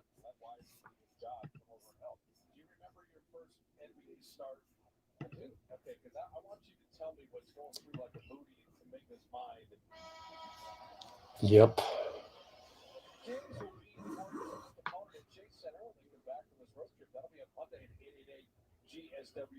Oh, thanks, Roland. Drive safe, my friend. Wow, Celtics were 18-21. Wow. I remember someone said 17-19, but 18-21 is even worse than 17-19. Let's get back to the blue and gold right here. PBJ is in, yes, sir. Foul on CJ. Their fourth team foul. They're in the bonus. We are in the bonus coming up. Ty Jerome will take it out. 104 to go. Trey Murphy in there to guard Jordan Poole, interestingly, because Trey is super long wing. JK picks, so now it's JP against Zion, but no, back to Ty Jerome. He fires. Good. We have the lead. Have the lead. HALVE. We have the lead, meaning it's 3 points instead of 6. So we're down 3, 47, 46, 45, 44, 43, 42. CJ goes around the corner over to BI. JP got a hand on it. Get back in the paint, JP. There you go. Nance scores on a broken play over PBJ. 32 seconds left, 10-second differential. Ty Jerome brings it up. We're down 5.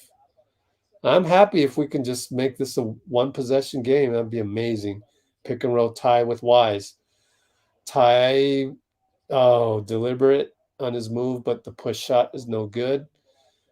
Don't foul, JK, CJ against PBJ. Oh, boy. Here comes the pick. The roll. Oh, he's so wide open. What the heck? PBJ. What's going on there? Let me see. No switch. I think JK may have messed that up. I'm not sure. Let me rewind one more time because Kenny Atkinson went out to say something to JP. So I wonder. Definitely. Yep. It's JP again. Oh, my God. JP could help that. That's why Kenny Atkinson's went to go talk to him. Oh, my God. Yeah, that's JP's guy. Freaking A, man. Oh, I'm getting so tired of his mistakes on defense.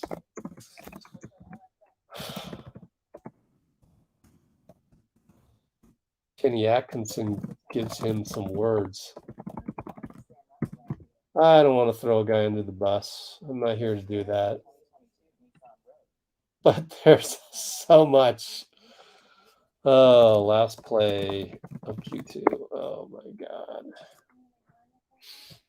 As a former coach, it drives me crazy. It drives me crazy. Golly. Just got to get out of my system. But then it'll come back the next time he makes a bad play on defense. Oh, goodness gracious. So what was the score again? I got all caught up in my exasperation over JP's defense that I forgot to post the score. 61-54.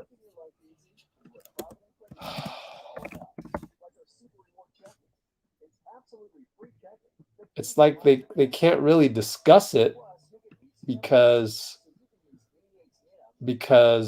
we're on the road right now and there's no real time to practice. But I don't know. I'm just giving him excuses and reasons. But wow, man. I don't know what to do without just throwing him under the bus.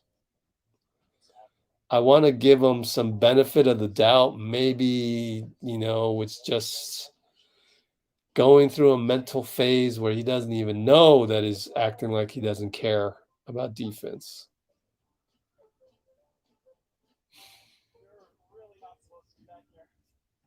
It's so basic to me, though. Like, if a guy is attacking down the lane like that, you basically have no choice but to help. Of course, you're going to give up a dunk to Zion, but at least make the proper rotation and just make the proper rotation as a team. They were going to score on that anyway, so there's that, right? Zion would have been wide open, but maybe Zion just sort of has a brain fart and decides not to go attack the hoop within 15 feet and just stands there. That's the only thing you could hope for at that point in time. But you've got to force that hand. You can't just give up a guy going straight down the lane. That's like you should have learned that in AAU.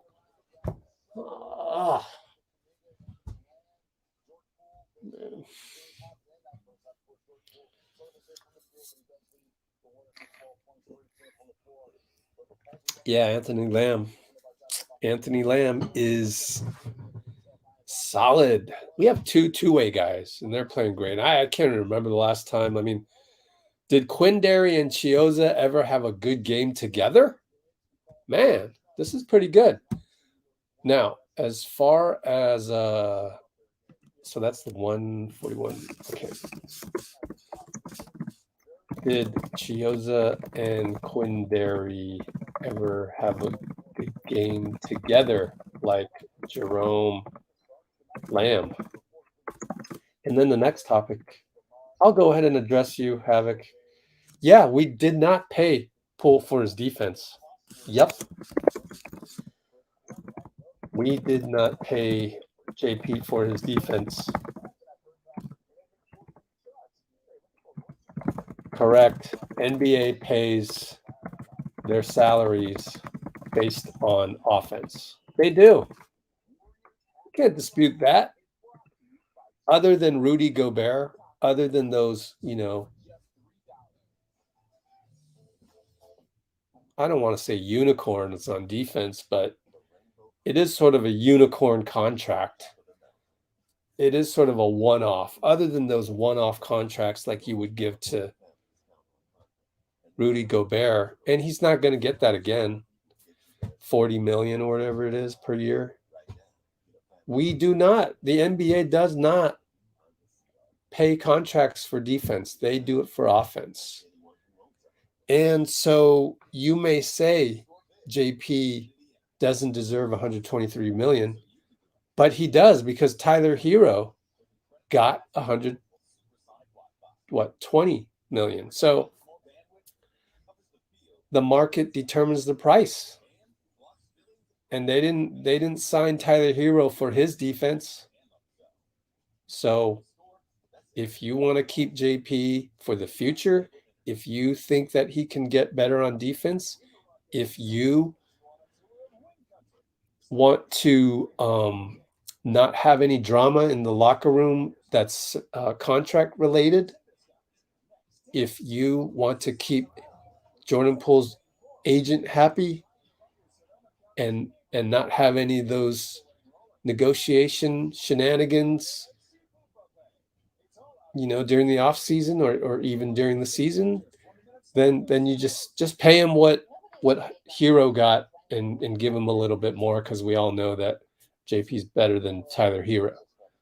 But Tyler Hero getting that contract pretty much etched in stone JP's contract. And I still think it's going to be cheaper now to have him than it is in 2 years. In 2 years, when he would have been on restricted free agency. Is that 2 years? Yeah, no. Well, in 2 years, basically, Jordan Poole, his contract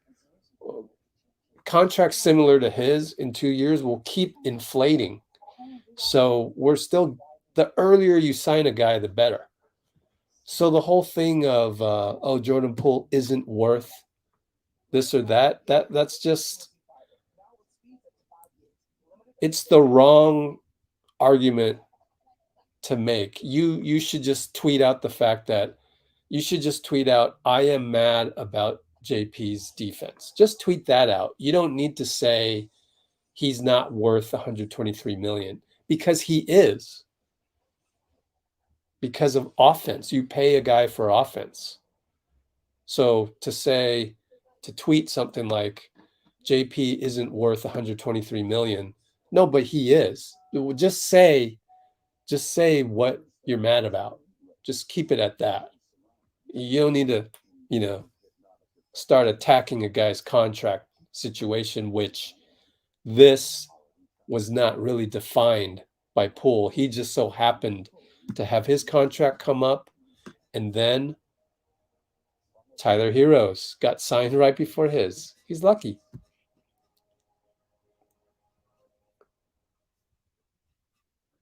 Draymond might get the max. Nope, he's not getting the max. We had that talk already. We had Keith Smith on here who just tweeted. I just saw his notification. Said Draymond's probably worth 18 to 20 mil on the open market. So he opts in, he'll get 27 mil next season. So that's what it's going to be. And then he'll sign at a discount, just like, well, he'll just sign what he's worth. Actually, it won't be a discount because he's going to be worth 18 to 20 million. And that's what he'll sign for with the Warriors. Close out his career. 4 more years. I think that's what's going to happen. Now, unless the Lakers and LeBron have some strategy to pry Draymond from the Warriors, I have a feeling that I'm going to blindly guess. I'm going to grossly speculate that Draymond takes the option, and then we still have good teams. We still make finals runs. And so his value is recognized by Bob Myers and Joe Lacob and Steve. And we try to keep Draymond, and we will come to a mutual solution. And we should be able to retain Draymond.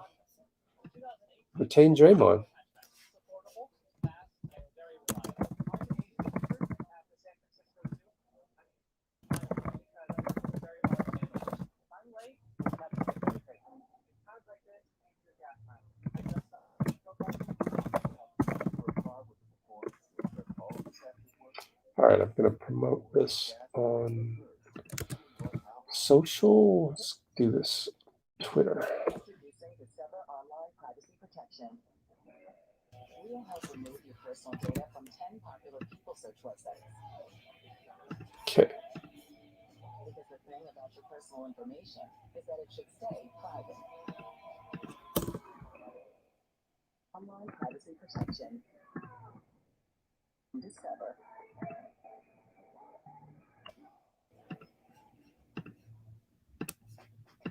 Score big with Xfinity Internet. It's made to do anything, so you can do anything. Supercharge your okay. Incredibly fast and powerful supersonic Wi-Fi. Wow, 44%. That's wow, Ty Jerome, not bad, not bad. Yeah, let's not forget Steph. Should be part of that equation to try and keep Draymond as a Warrior. Oh, we haven't looked at highlights. My fault. Let's look at highlights. Here's an offensive play by Jordan Poole.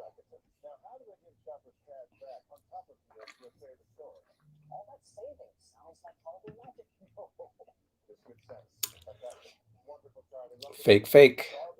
Fake again. Drive good. Wiseman right here.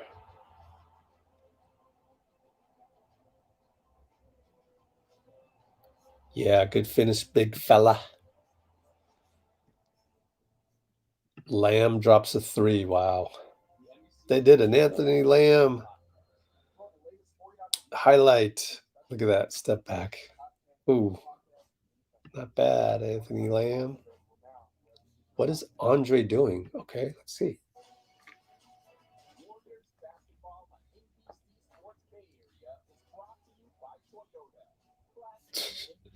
They come up with the funniest stuff. But, you know, got some kids working in the social media department. So they come up with that type of stuff. JK soaring. Ryan Rollins drops his first NBA 3. Ryan.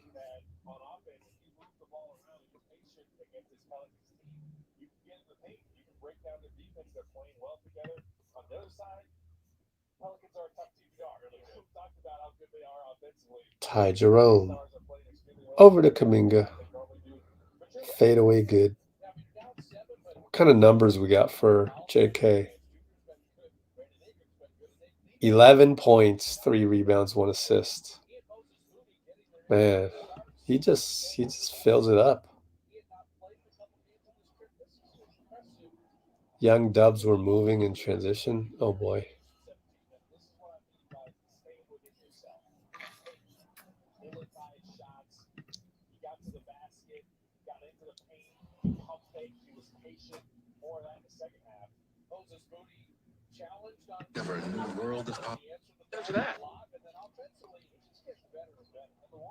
Good push up the court. Inside out dribble. Push up the court by JP. It's pretty to watch. Steph dapping the squad.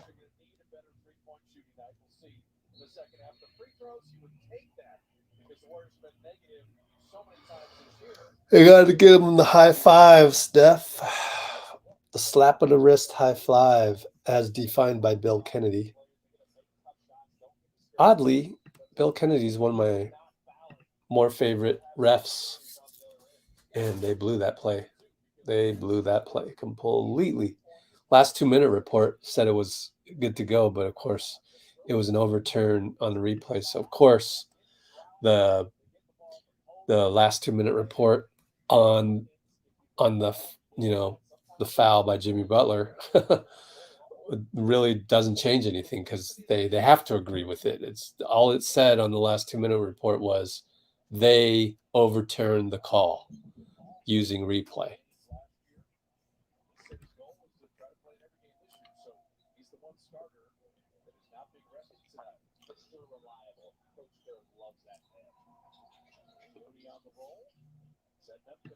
Kuminga fake drives in over to Moody left side. No good. Dang it. 11:40, 11:39, 11:38, 11:37. Zion BI over to Herb Jones for 3. No good in the corner. Moody rebound over to JP. Brings it up. Crossover. No. Looney.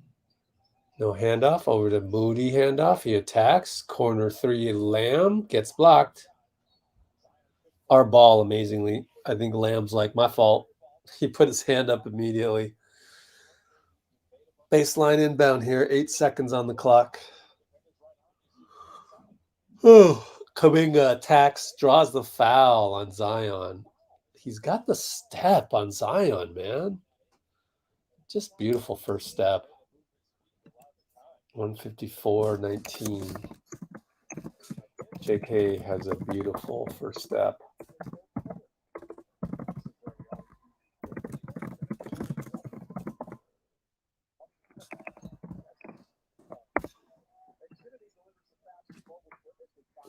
The youngsters.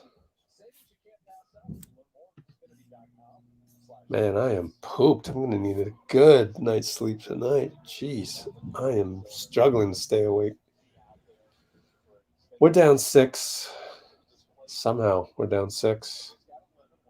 11:07, 11:06, 11:05, 11:04. BI over to Zion. Arise is no good. Looney rebound. JP right side brings it up middle. JK left wing. Lamb left corner, drive, spins over to Moody, who cut. Moody loses it. No. CJ attacks. Looney, missed it. I mean, Looney, good job disrupting. And Lamb will throw it away. My gosh. AAU game, man.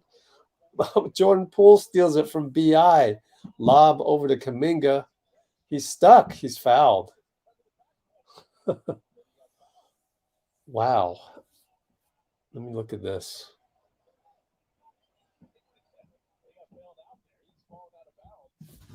Huh. Why is my stream over here so freaking slow? I'm going to look at that one again. Dang it. Okay, let me watch this play again.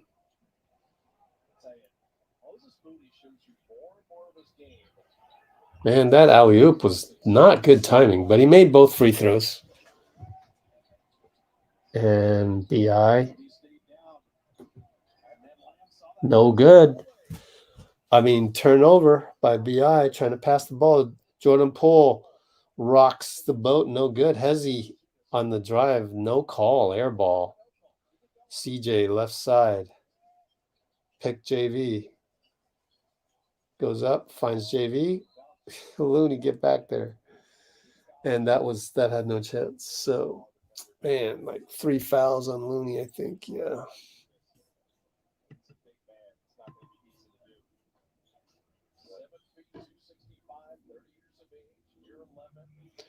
Anthony Lamb reminds me of James Michael McAdoo.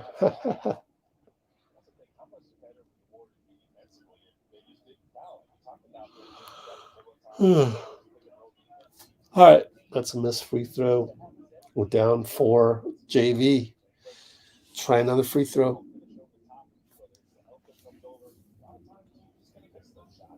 JV makes it. And we are up. I mean, we're down. We're down 5. And 9:36, 9:35, 9:34. JK goes right by everybody and dunks it. Man, wow. Just got Zion on the wrong foot. Zion leaning. Yeah.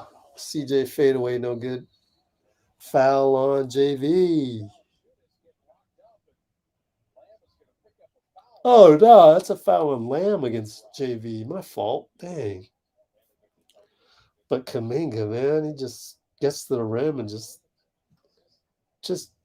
dunks it in, or he dinks it in, because it's funny. He always calls a dunk a dink, because I don't know that they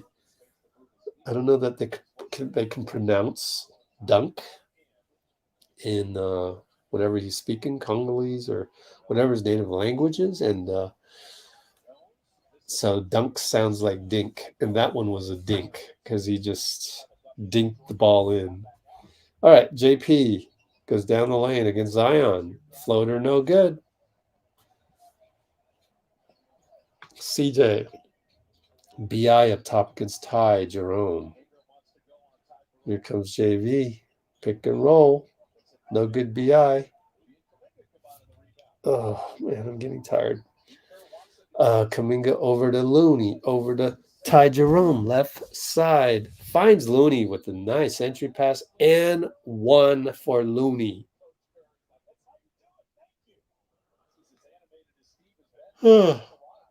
We can tie the ball game right here. We can tie the ball game.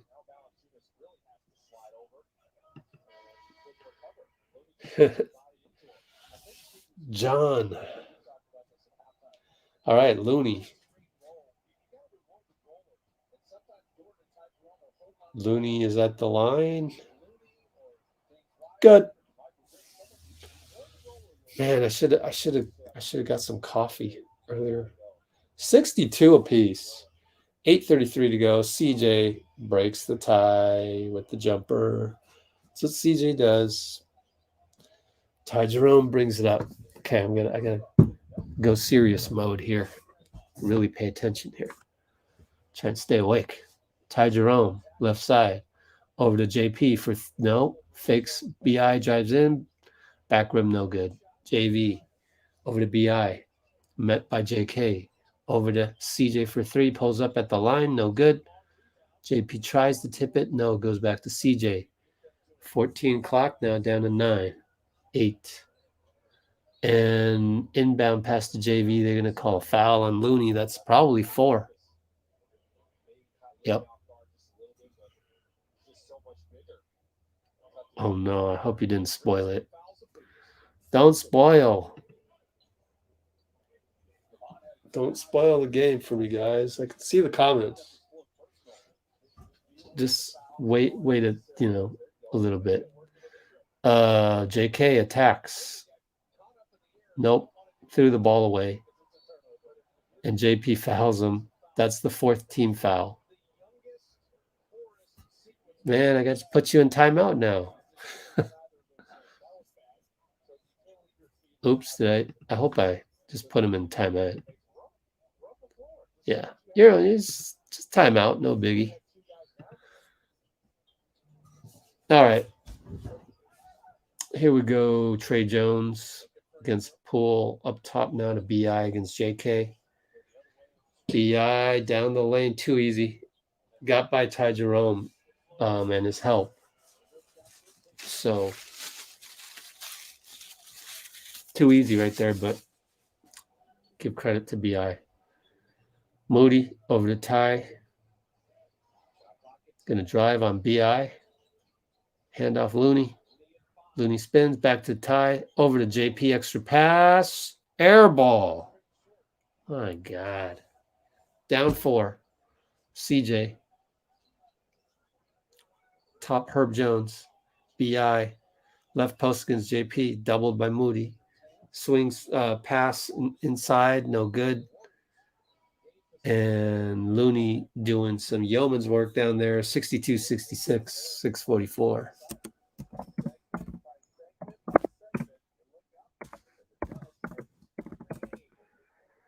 Segment by segment by segment. Never heard of it that way. Interesting. Let's maybe look for some highlights. JK goes right by Zion.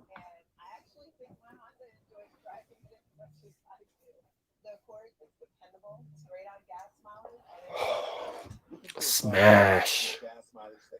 JK smash. That's it. That's the new one. Introducing Discover Online Privacy Protection.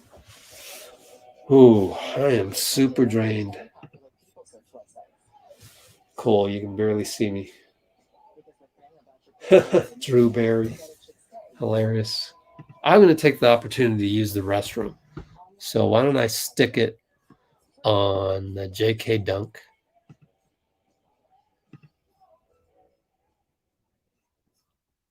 Let's do that, and then I'll be back. Supercharge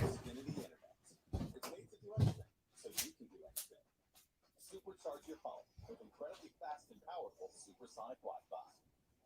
With 3 times more bandwidth, it covers the field and then some. And blocks billions of threats with advanced security that helps keep you protected at home and on the go. If you're keeping score, that's internet that does it all. That's unbeatable internet from Xfinity. Part of it was I had kind of a big dinner, a big meal, and it kind of caused some food coma. So, man, I'm pooped, man. All right, we're down 4, 6:40, 6:39, 6:38. Ty Jerome brings it up. They're in a zone, I think. 3-2 zone. Ty Jerome will shoot. Oh, he's right-handed. I forgot he was right-handed. I thought he was left-handed for some reason. So apologies, the last 2 games that I've done. Thought he was left-handed. Gets the rebound, fires to Lamb, fires to Poole, hangs in the air, gets fouled. JP always just has no regard for his own body.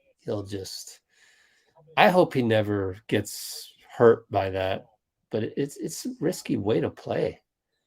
Pretty risky way to play.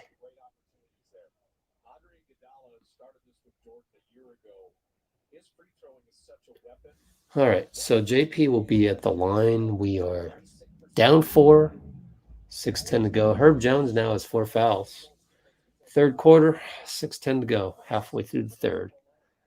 And that can get your outside shot going if you see some free throws going in. Perfect. That's what you want. And that's why you get out and run, too. All right, JP. Good. JP 7 for 7 from the free throw line. Not bad, JP. All right, JV against Wiseman. Over to BI against Ty Jerome. Attacks Ty Jerome. Wiseman's there to help. Hey, good job, Wise. 5:56 in the clock. Good job, Wise. Lamb for 3. 2:07. Timeout. Lamb 5 for 6. Wiseman, good help on the disrupt.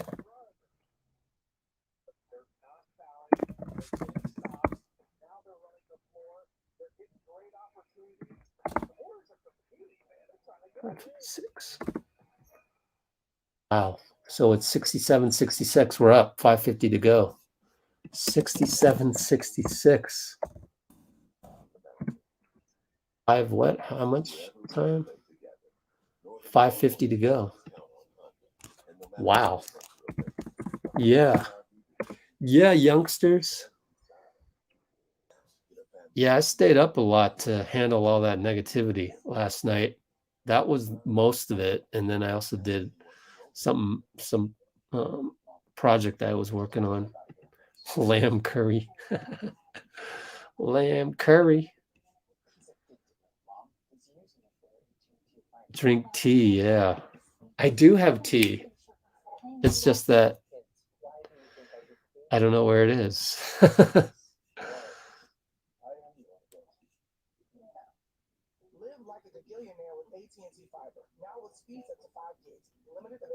Everyone's saying we're tanking for Victor Wembanyama. But the fact that everyone's saying that, it just takes away the funniness of it, I think.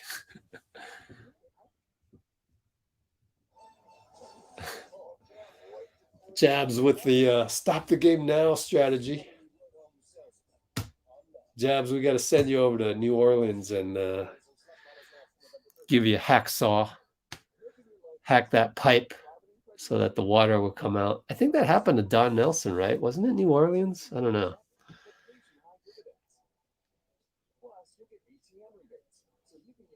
Man, Lamb. Who knew, man? Lamb? Wow. Lamb. Let's look at his numbers right there. 3 for 4, 13 points. Wow, he's got 4 fouls already. Careful, Lamb.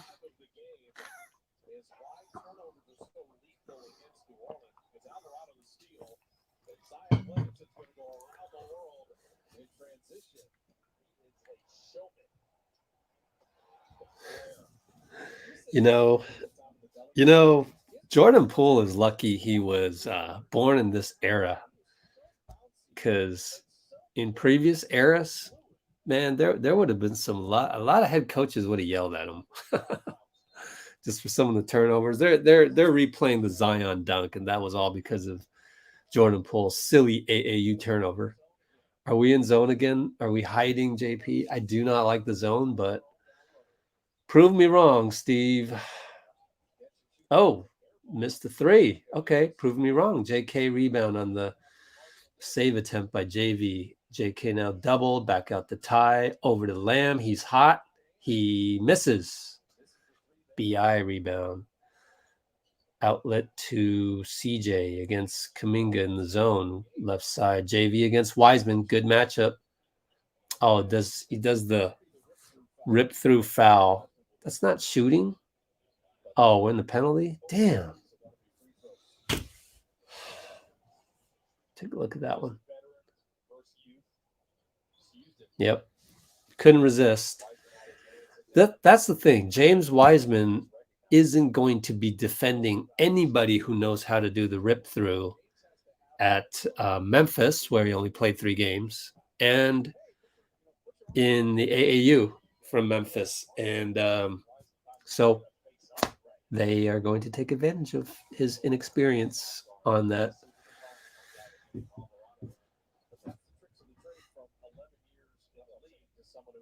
And JV is going to tie it up. Ty Jerome brings it up. We're tied up 509, 508, 507. Poole comes around, nothing. Wiseman high pick.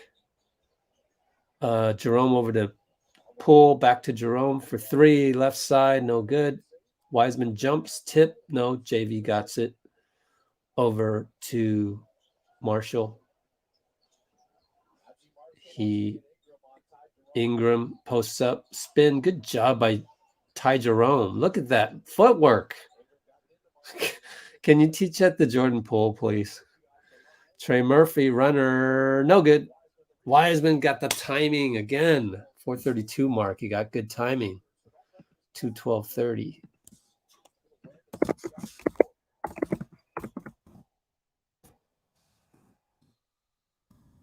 A good rebound for Wiseman's timing. What? Wiseman got called for foul? Let me look that up.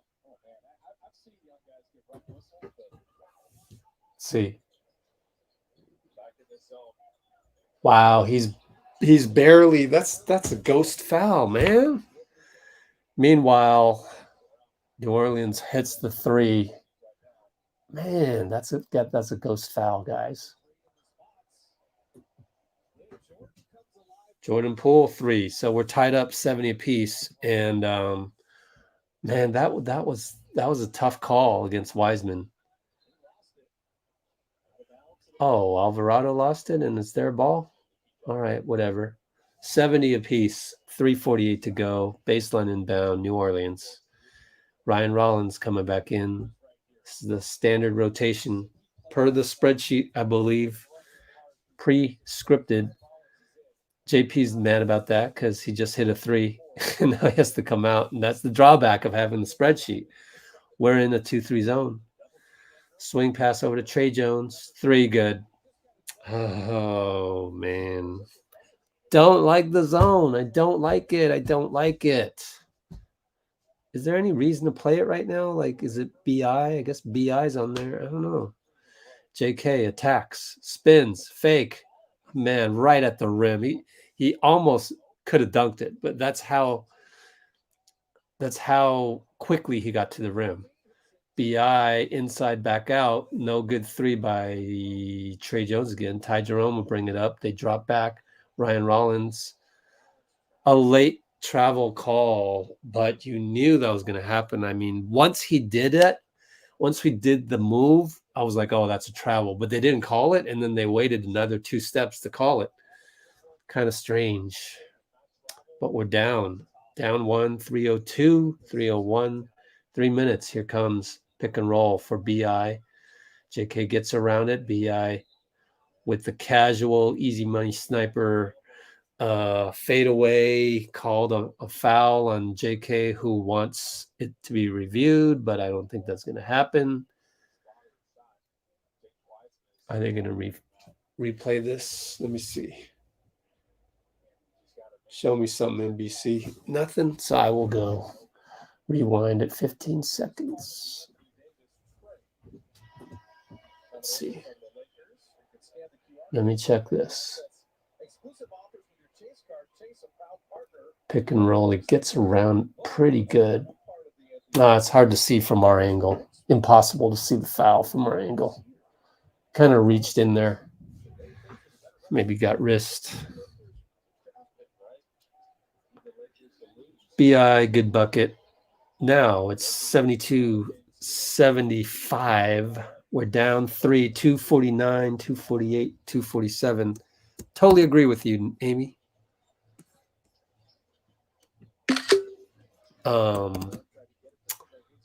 Kuminga post up over to Ryan Rollins, who cut. Ryan Rollins, good cut. Good assist. Kuminga with 2 assists. Yes. All right, BI against JK. What a matchup. Larry Nance screen, nothing there. Back up top. Now back to BI. Jab step on JK. Fades away. Great closeout, but BI is just too tall. He's too tall. Scores. The easy money sniper-ish jumper fadeaway. 77-74 in New Orleans. 204, 203, 202. Wiseman trying to post up Nance. Nothing. Ryan Rollins gets in the paint. Oh, lefty English missed it. Just short. Just needed a tiny bit more English. Uh-oh. Alvarado 3. Damn it. Now we're down 6. 145, 144, 143, 142. Dang it. Down 6. Anthony Lamb. Timeout. Ty Jerome calls timeout. 137 to go.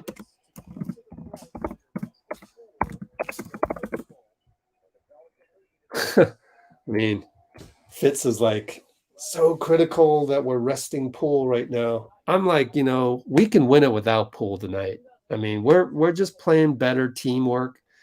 And I haven't been happy with JP's game tonight. I really haven't, but I know it can be better, and he will be better once we get everybody back and, have more talent on the floor, have more of a system, have Draymond running the show, Steph, but tonight we have a chance to really win this if we can keep doing those, post up JK and have Ryan Rollins cut from the other side. I like the teamwork and the system working rather than freestyle JP, so that's what I'm hoping for.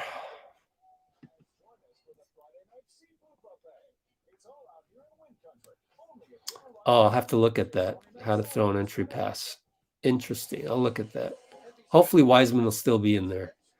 Hey, they got the little cable car in New Orleans. I've ridden that before. I've actually even ridden that from my Airbnb in New Orleans over. But the arena is way over there. So it's not really that close to anything. You do kind of have to just walk all the way down there or take an Uber. Okay, let's come back to that. Let's look at Wiseman. There he is. Okay, can they get... He's not even posting up there. So we're there. Oh, I see what you're saying. Well, yeah. Ryan Rollins. Oh, we got a 3. Incredible. Wow. Anthony Lamb again. My gosh. What? We'll take it, man. Anthony Lamb? Wow. BI, right side against Rollins. I think we're in the zone too. No, we're in the man. Good help by Wiseman. Good help by Wiseman. Now he's on Zion. Zion just spins. He's too quick. His spin is too quick. Alvarado steals it from Ryan Rollins, man. Oldest trick in the book, man. He does that too. Alvarado, he does that. BI crashes into Wiseman, draws a foul on Wiseman. Oh, man. Starting to get away, but it's only 5 points, 48 seconds. Oh, man. Yeah. 2:20 mark. So I don't know. Are the young guys having trouble with entry passes to Wiseman? Grand Theft Alvarado. What a nickname. Okay. We need a baddie to talk to Poole. Oh, boy. You truly don't like how Ty Jerome is playing? What? Oh, he can't see Wiseman? I know. Two-way player, though. Lamb over to Ryan Rollins. Gets fouled on the baseline. Thank you for calling that, Trey Jones. That'll be the 5th team foul. 2 free throws. Not a good foul by Jones. I remember he came in for interviews and stuff. Anyway, well, we'll see. I would love to see more footage of us either not looking at Wiseman down low or, we'll see. We'll see. I would love to check it out. I hope Wiseman plays some more so I can tell. J Mike coming in. He's only played incredibly 5 minutes and a half. Let's see. The lamb. Yeah, the lamb. Yeah. All right. So 79-83. Good job hitting both free throws, Ryan. Man, what's our free throw percentage? I'll look at that at the timeout, at the break. 10-second differential. BI fouled. JK can't believe it. Kerr gets up to check the iPad to see if that was a foul. Let me check. Oh, I missed it. Well, yeah, I know JK's mad about that, but that's what 20-year-olds do when they're not used to these fouls being called. That's what I used to do. What? As if we've never seen that called. But that's the thing when you're a superstar level, elite level player like BI, like KD, you know, you're getting those calls. I mean, like Kobe, you're getting those calls. You just are. But when you're young, that's why you get that kind of reaction from JK, because he can't believe he did anything wrong. But yeah, you did just that little nuance. And what can you do? It's an elite player. It's okay. So next play mentality. But yeah, I can see why JK has that reaction. Bad foul on J Mike, bad screen. Alvarado was leveled. I didn't even think, doesn't look like J Mike even knew that Alvarado crumpled to the floor like that. Oh, man. So 5.6 left. Turnover on us, and New Orleans will get a chance to go up even further. Down 6. JP comes out. How many fouls on him? Well, he came out because he sucks on defense. BI for 3. Man, come on. Suddenly it's 88-79. Not indicative of how we actually played in the third. They just pulled away at the end. Man, that sucks.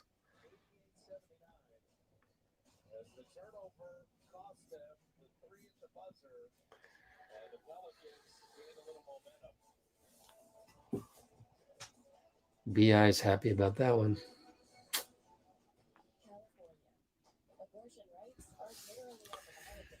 Well.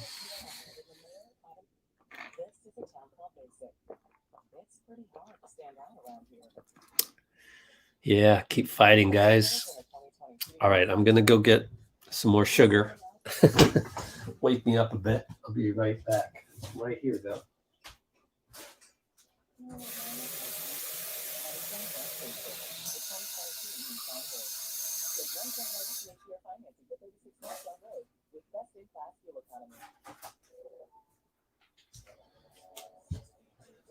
All right, my friends. I am not sponsored by Liquid IV, but I do have Liquid IV right here. I'm going to throw in this water bottle to try and wake me up a little bit. The key is to find the right amount of powder to put in there, because I always put too much and it's just overly sugary. So let's see what I can do with this. All right, let's see. Yeah, that's about half. I think so. By the way, if you actually do want Liquid IV, I have this like coupon code, and I don't even get commission on it. It's my friend's coupon code. So she gets the commission on it, and I don't see a dime. But yeah, if you really needed one, you could email me and I'll send it to you. I think you get like 20% off or something like that.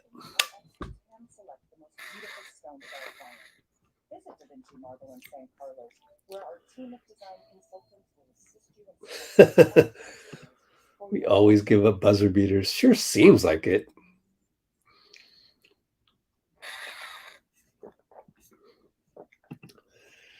Man, so suddenly we're down by 9, right? Damn. And it's gonna be their ball. I don't think we won the tip. We lost the tip. So 1st and 4th goes to the team that won the tip. Yep, there they go. Zion attacks, but he traveled. Oh, are we in zone again? No, I think we're in man.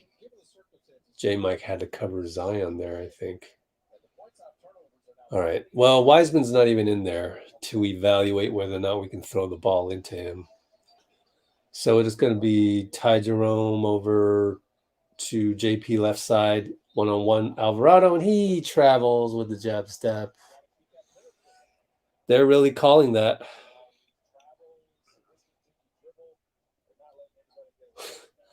JP asked him, was it my left? Yes, it was your left.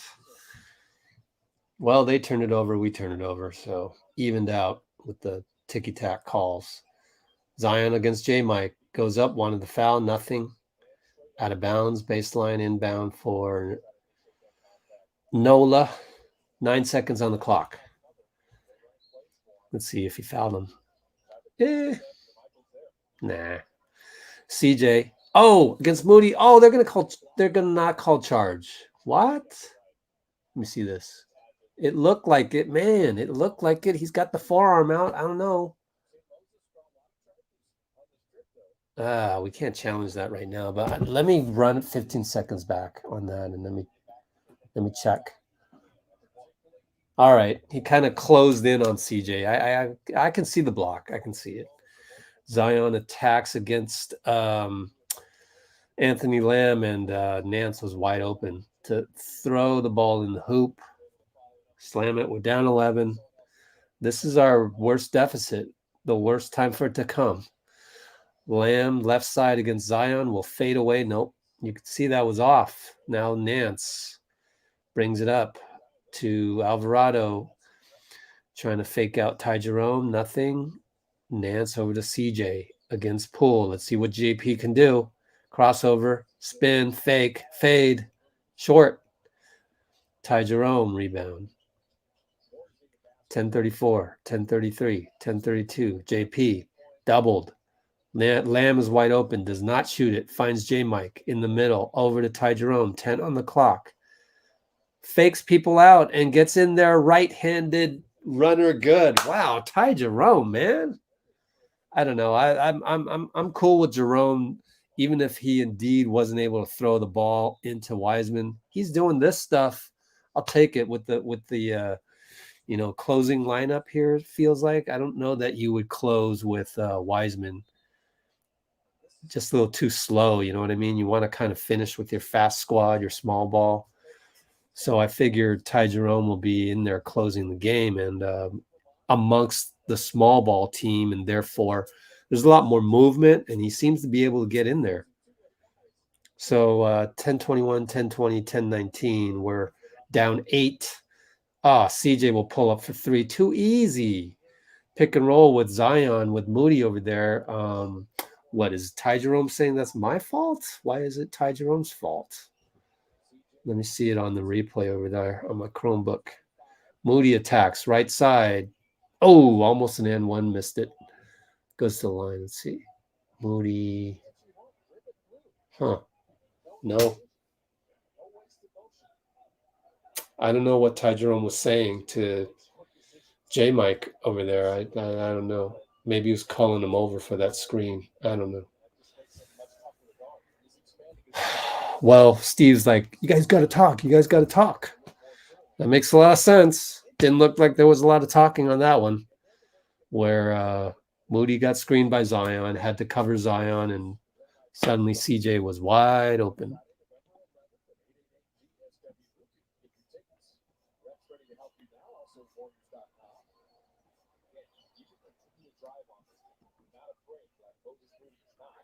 All right, we're down 9. Can we get a stop?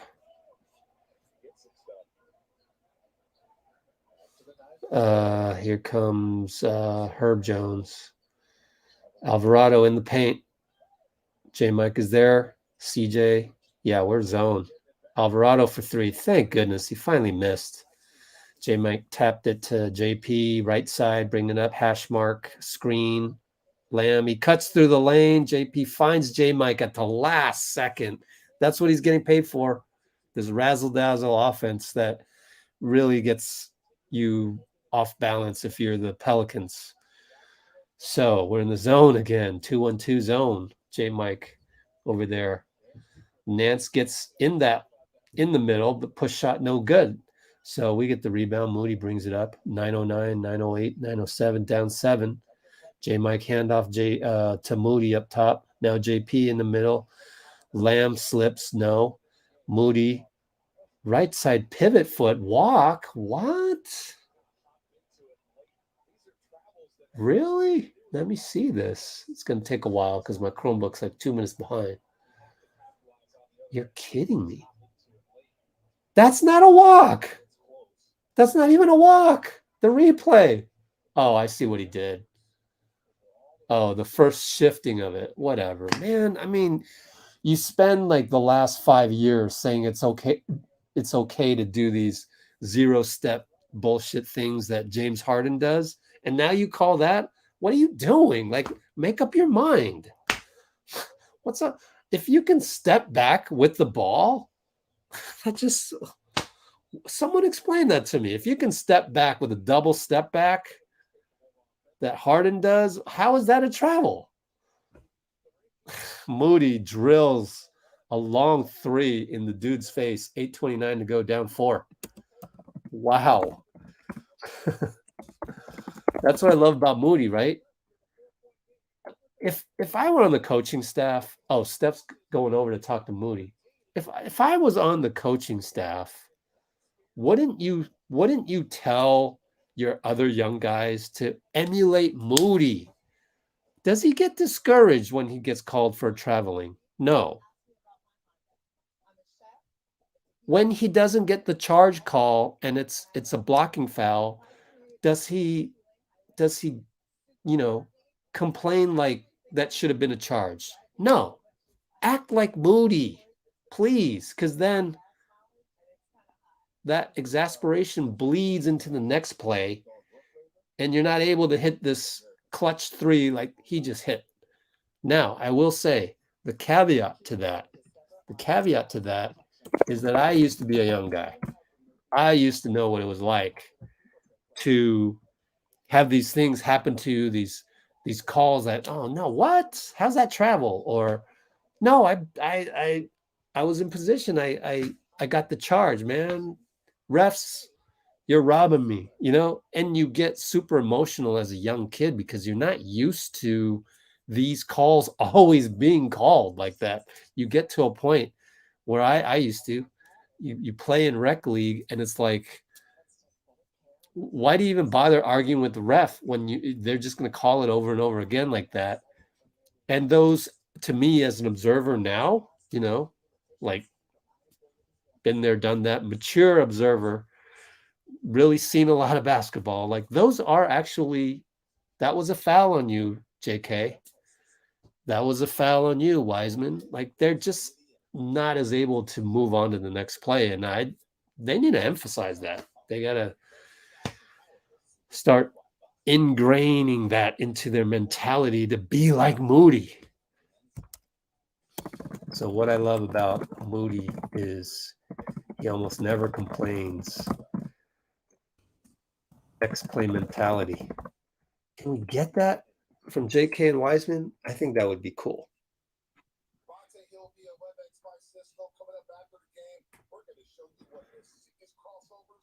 Oh, Katie crossover. I have not seen it yet. But I did see the tweets go out like, oh my gosh. It was against what's his name? Gafford. It was against Gafford. We'll have to look at that pretty soon. I'm sure we can search it quite readily. All right. Oh, pull up by CJ. No good. Oh, Nance. Nance scores over JK. Man, what? JK. Let's see.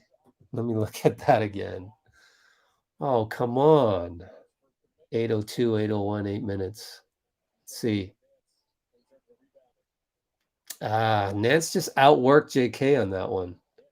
Now he's outworking him again, and JK almost loses the ball, but it's our ball. Down 6, side out, 7 seconds left on the clock. 7:54 game clock.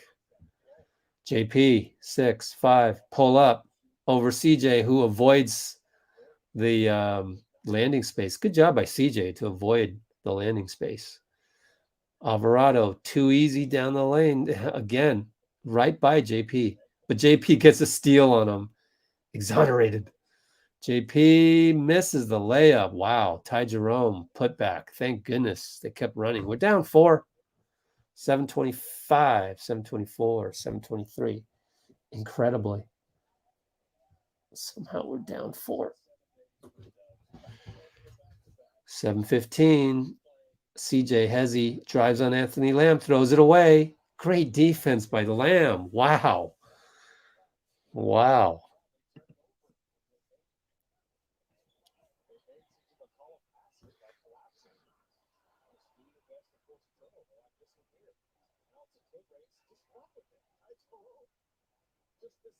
All right, they're showing a replay of that fast break steal from JP.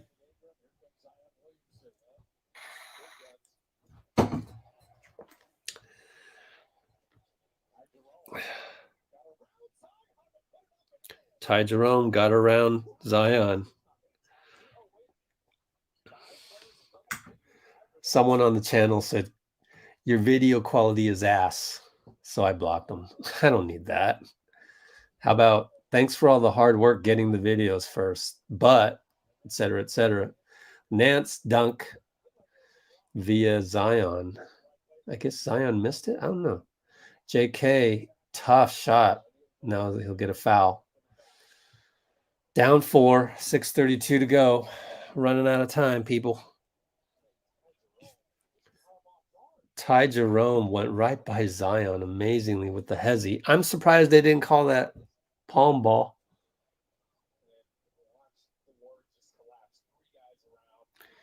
All right, so we're down 4. New Orleans ball. BI over to, now it's Zion, back to BI. Dang it. Herb Jones over to Zion, right at the rim. We're down 6. JP turns the corner, finds Jerome in the corner. Splash! Wow. And that's what JP can do for you. That's what he is getting paid all the big bucks. It's the drive and kick, win a zone. You see Ty and Kuminga there, kick ball on Kuminga. We're down 3, 5:53 to go. Yeah, but the guy that said Ty was playing bad he was mad that Ty wasn't throwing the ball in to James Wiseman properly. But I was explaining that we'll probably go small anyway. What? BI foul by Looney. Man.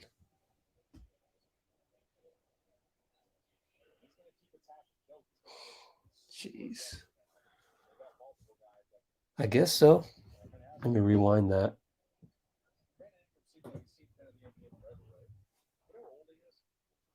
What? Let's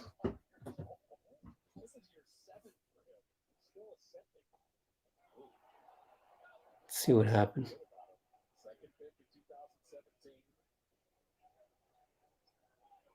Wow, that is a touch foul, man. I don't know. It's hard to tell from our angle. Seemed really ticky-tack, but... Oh, it was Andrew Wiggins that's wearing the green tonight. I thought it was skinnier than Draymond. Anyways, Moody left side, JP up top, uses a screen by Ty, fakes a shot, back to Ty, over to Moody, left side, fakes a shot, throws it into Looney, but it's, again, one of those point-blank laser passes that's just not going to work. So New Orleans now will get a dunk from Larry Nance, and it's timeout, 102-96. No timeout. So here comes Kuminga, give it to JP up top. Ty Jerome now, left side. 5 minutes, 4:59, 4:58. We are down 6. Ty Jerome left side, Looney screen. Oh, what a slip past to Looney. Wow, it was like a look away. Shovel pass. Man, Ty Jerome, what? 441, 440, 439. Over to Graham against JP in the zone. Now BI against JK. Screen by Nance. He's going to go in the paint, and he finds number 5, Herb Jones, for a dunk. And we just... I don't know about the zone, my friends. It's killing us. I don't know about the zone. It's killed us game after game. I don't know. Anyways, JP working up top. Got the switch against Zion. Zion Island, fadeaway. Got it. Wow. JP. That's what he's getting paid the big bucks for. 351, 350, 349. We're down 3. Still in the zone. Get beat one more time. We got beat one more time. Nance misses a point blank, though. We got beat, though, but Looney rebound. JK downhill right side. Loses the ball. Just loses the ball. Oh, but they call a foul for us. Incredible. I'll take it. He lost the ball. Now Willie wants to see a replay to see if he should challenge that one.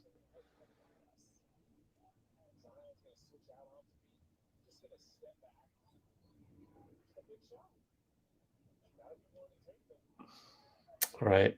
Showing a replay of the step back by JP. Side out, 3:37 to go.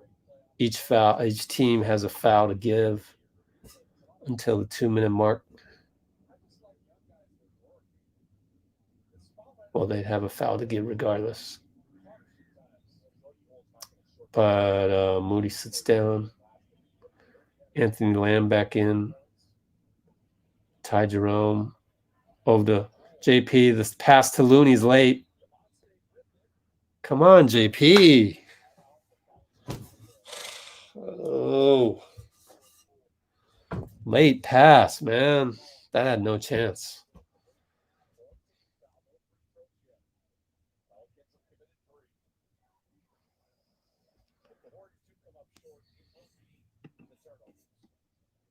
Yeah, how many turnovers is that? 20? No, 19. Yeah, about 20. 3:32 to go.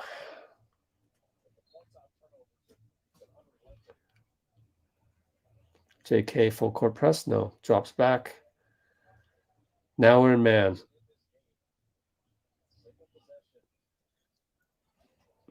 That's going to be Graham. Oh, tic-tac-toe, man. BI to Nance.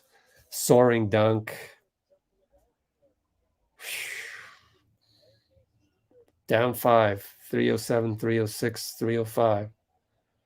Looney back to Jerome up top. Finds Poole left side against Nance. Now Looney posts up against Herb. Fake by JP. Finds JK. Travel. Calling that all day. Little fake drive. It was, could see it from a mile away.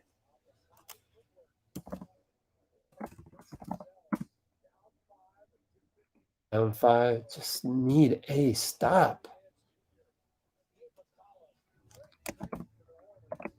253.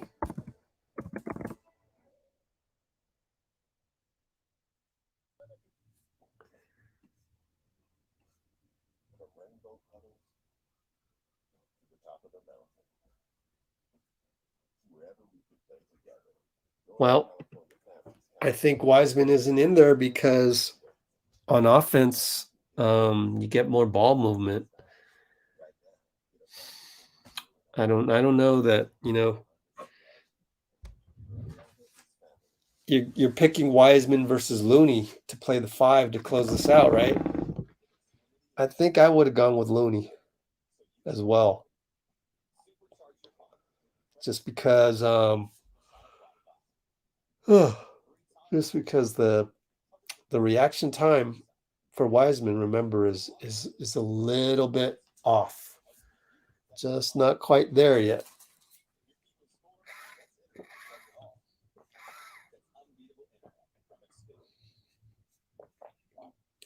Yeah, this would be a huge confidence booster.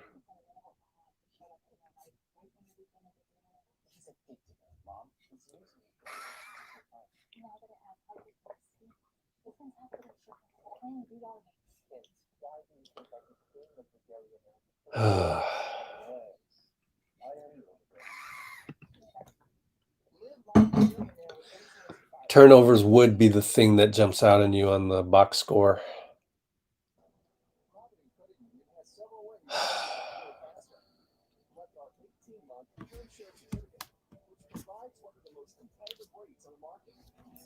Let's take a look at some highlights. JP step back against Zion. While we're at it, why don't we do this? Durant.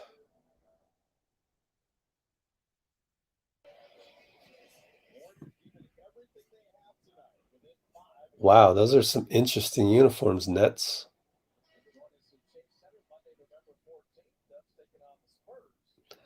Well, Gafford slipped on a wet spot, so I mean it was nice. Double crossover. It was nice. Here's Kuminga. We're back. 244, 243, 242 on defense. Oh, it was a bad pass. Anthony Lamb tipped it, and Nance ended up with the ball to easily put it in. Dang. Down 7. Anthony Lamb over to JP up top. Might as well just fire that, JP. Like, what you waiting for? Now you got to set defense. Attacks, fakes, travel. Just shoot the ball.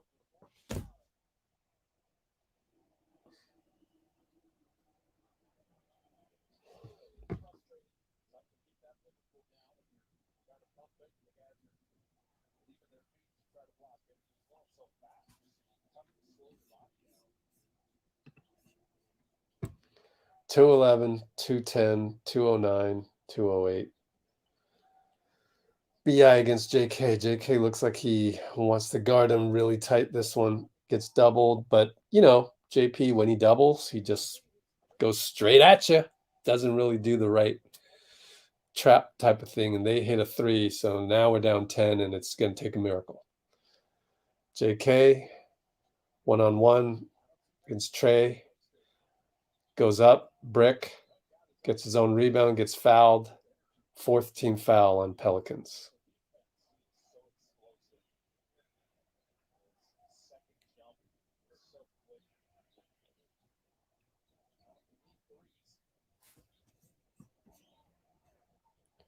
ABA unis.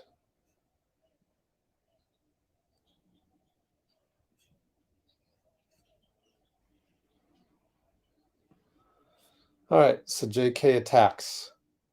Pulls up for 2. 18 points. Man, he's a scoring machine. JP won't have any problems traveling back to the Bay. All right, BI handoff. Larry Nance, bad screen by Larry. Pummeled JK. And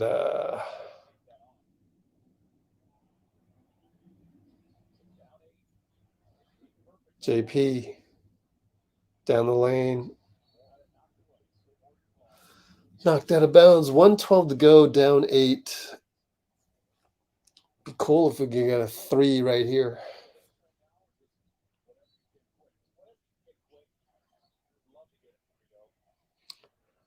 Ty Jerome. Good bucket. Vitor spoiled it.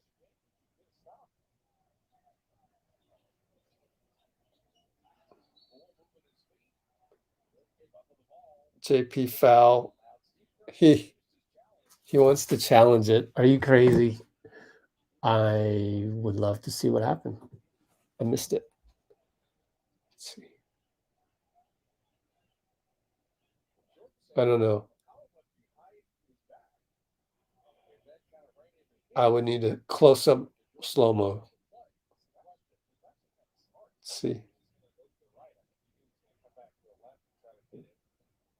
JP's all over him.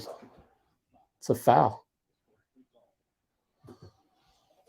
It just, for a guy that's not that great on defense and he's arguing right now, that to me as a coach, that just kind of bothers me. It just kind of does. But I'm not here to throw him under the bus. It's just one of my, know him so well. It's like the warts come out.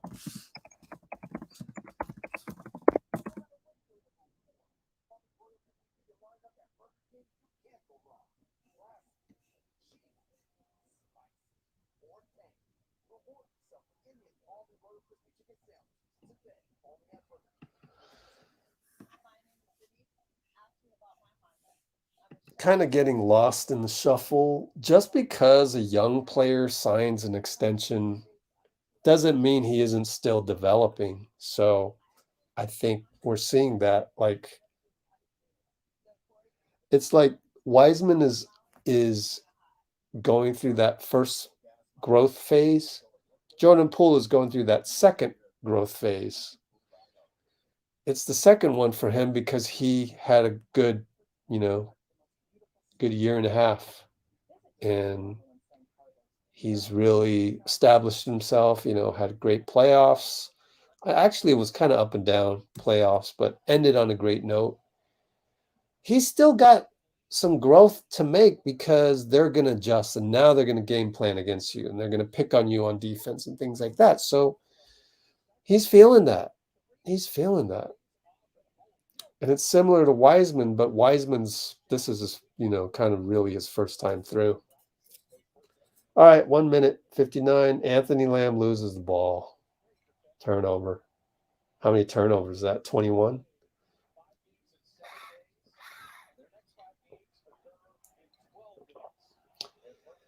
And Murphy misses a 3, gets his own rebound. We're in scramble mode. Might as well let him shoot it at this point. 5 on the clock. Don't foul. 3, 2. Ingram, crazy shot, air ball. I thought they changed the rule. If it's an air ball, you catch it, you keep going. I thought they changed it.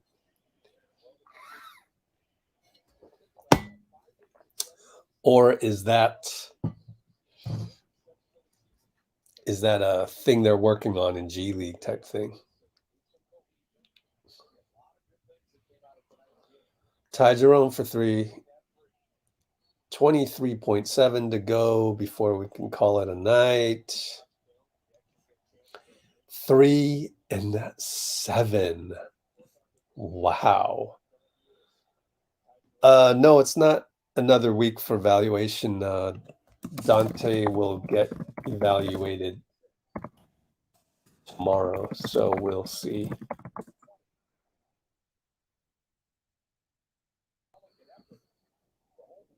But it could end up being a week, just coincidentally. You kind of always have to have that kind of a buffer, at least mentally, when you're dealing with the whole he will be reevaluated thing.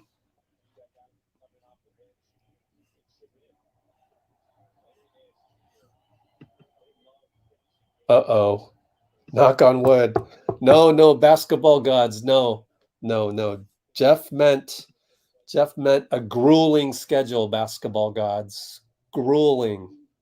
We have a grueling schedule coming up where we will struggle, basketball gods.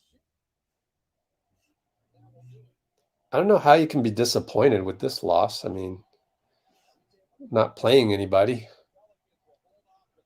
I liked what we saw here, too.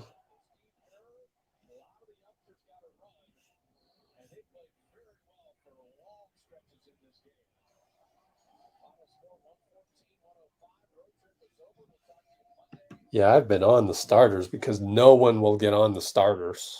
No one will blame the starters. So I'm like, okay, I'm going to blame them because nobody's blaming them.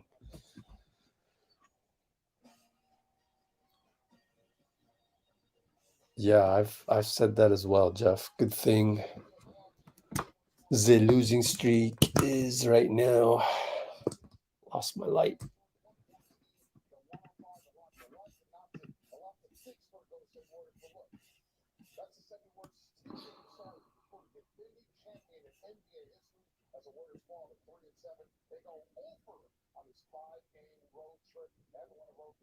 Hmm.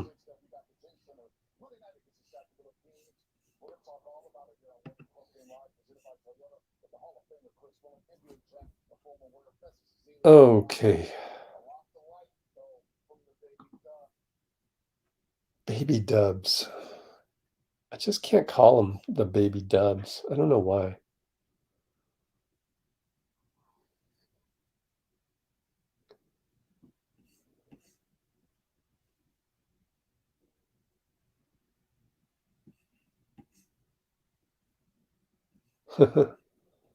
Yeah. Yep.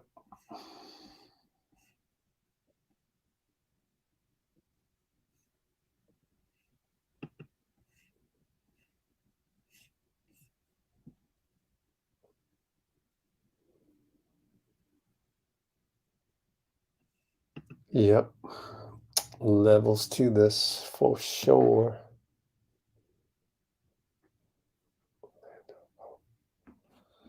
All right. Take care, people. Let me see if I can find a highlight for you guys to watch while I go and use the restroom.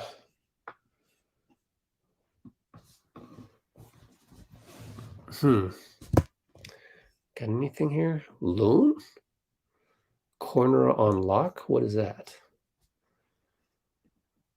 Oh. That's Ty Jerome. Interestingly. All right, let's look at Looney close up. Ooh. Okay. Be right back, folks, and then we'll do the pregame. I mean the postgame with Steve.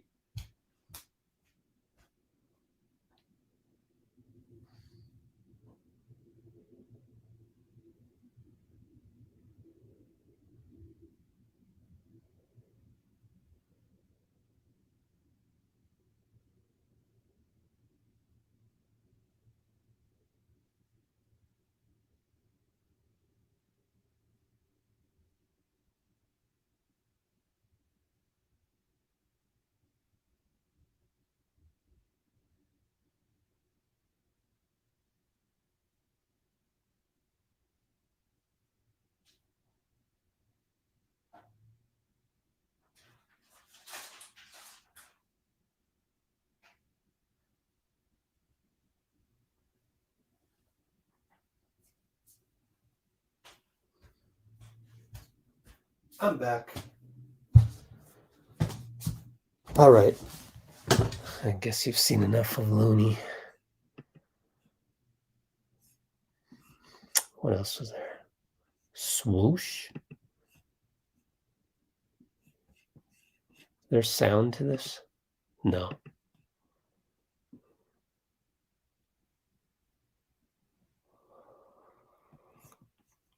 Oh. Let's just step back. You know, PBJ didn't really get back in there. Okay.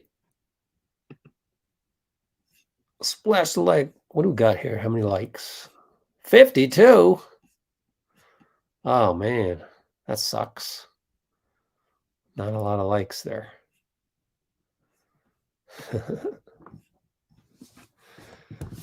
Great opportunity for the second unit. Yeah.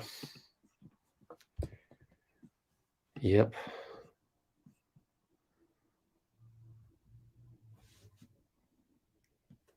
5 straight possessions without a shot.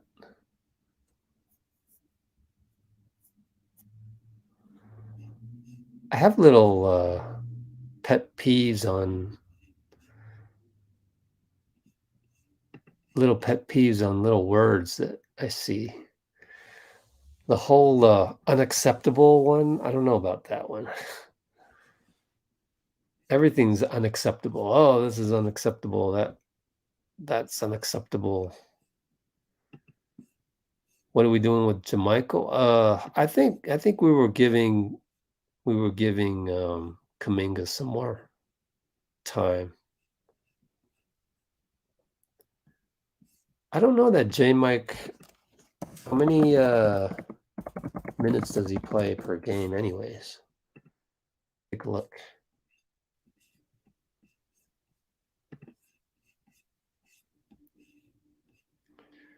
Okay, so yeah, looks like he took a back seat today. I think he's cool with it, you know, because like, he's here to play with Steph, Clay, Draymond. You know, I don't think he'd be complaining about his minutes or anything. I think he's good.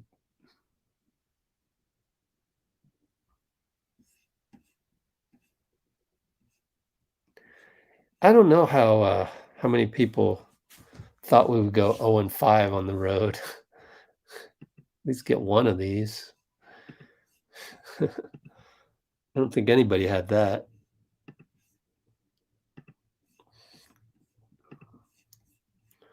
So let me pull up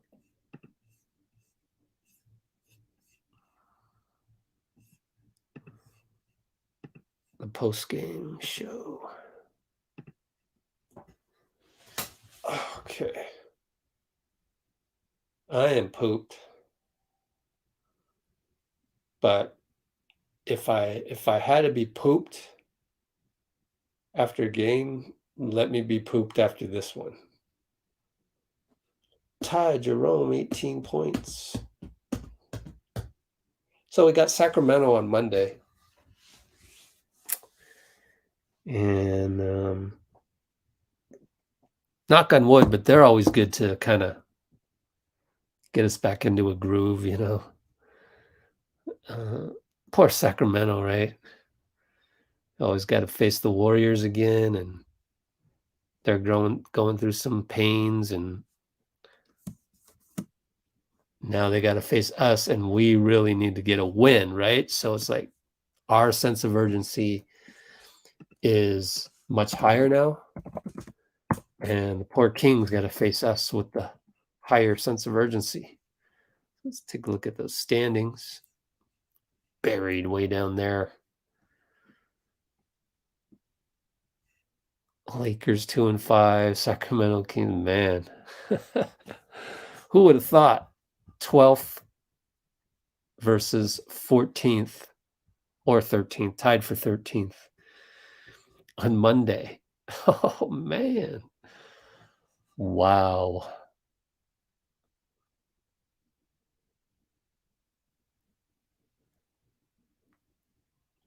So we have Sac coming up. And then we have, you can see right here, San Antonio.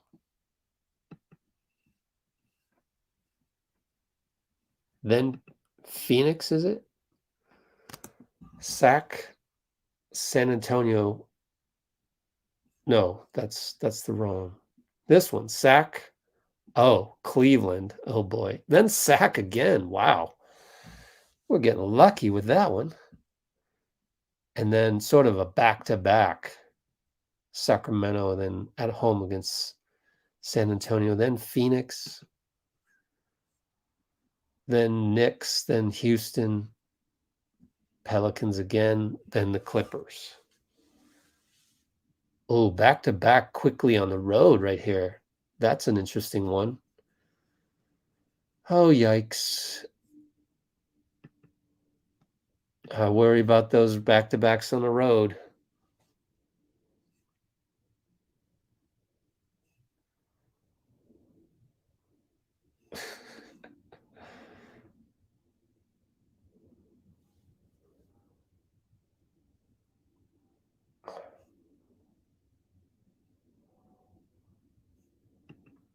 Wait, how are you 500 with 15 games?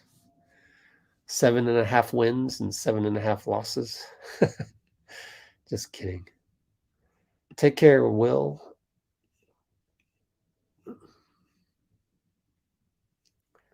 I thought Wiseman got incrementally better today with his timing. It's all about his timing. It's all about his timing.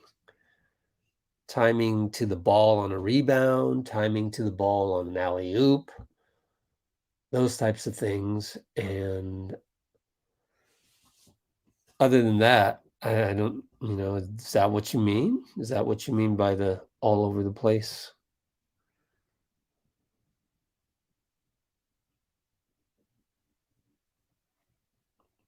I don't agree that he's turning into a Jordan Bell. Well, we had some good performances, and then we had some traveling calls that our young guys aren't adjusting to. And we had some crappy zone defense. We had some Jordan Poole not rotating and not being very forceful on the point of attack. And there's a lot of things that we could have done better, but I'm not going to dwell on it because this isn't really the team. This is more of a development game.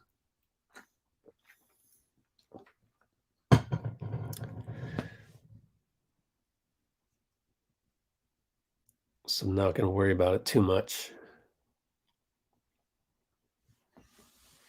Wiseman not aggressive. I mean, well, he had that one putback dunk, I mean, I think he had at least a couple good inside moments. I have it actually listed in the description. Let's see. Wiseman had a good help on the disrupt with 6 minutes to go in Q3. Had good timing on the rebound again in Q3. No one was passing the ball in the post. So if somebody was mad at Ty Jerome for that, there's something that Wiseman did well. Had a block in the first quarter with 2:26 to go. So I don't know that why is Wiseman such a focal point for you guys? Like, he's playing 9 minutes a game. What he does really doesn't contribute to the win or the loss all that much, in my opinion. There's a lot of other things that are more correctable.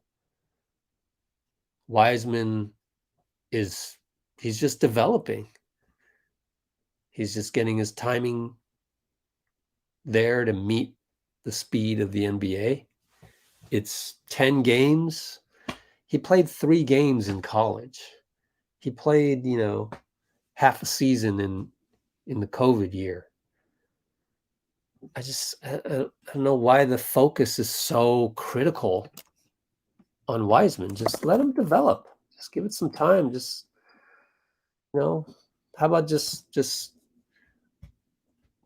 let him play for another, 25, 30 games, and then we'll talk, because he hasn't developed any, equity into this NBA career yet. He's got to develop more of a base, of a foundation. That's what he's doing right now. So to just nitpick him to death on that is I don't know what is the goal? What is the goal there?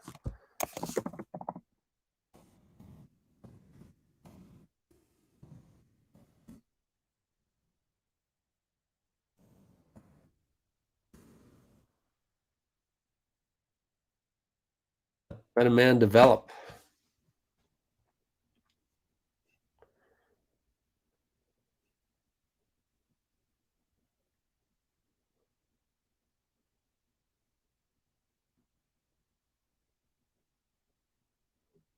Well, this is not Wiseman. I think we got how many games at Duke did Paolo play?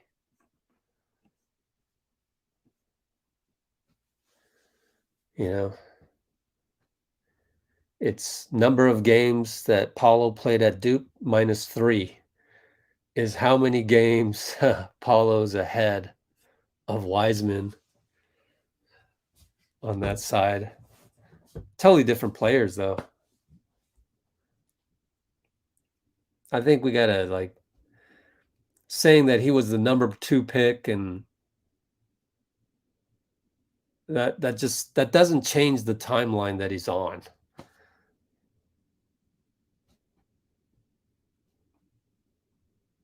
He's gonna still need these next 25 games to get a sense of the feel of the speed of the NBA.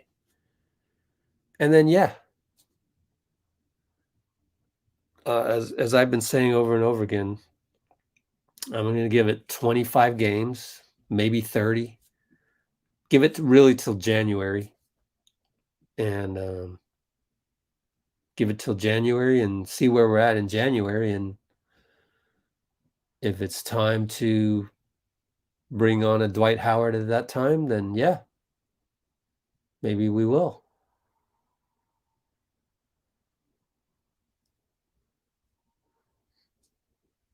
I think it's just a little premature to really go, oh, this is what we drafted. No, it's not quite yet there.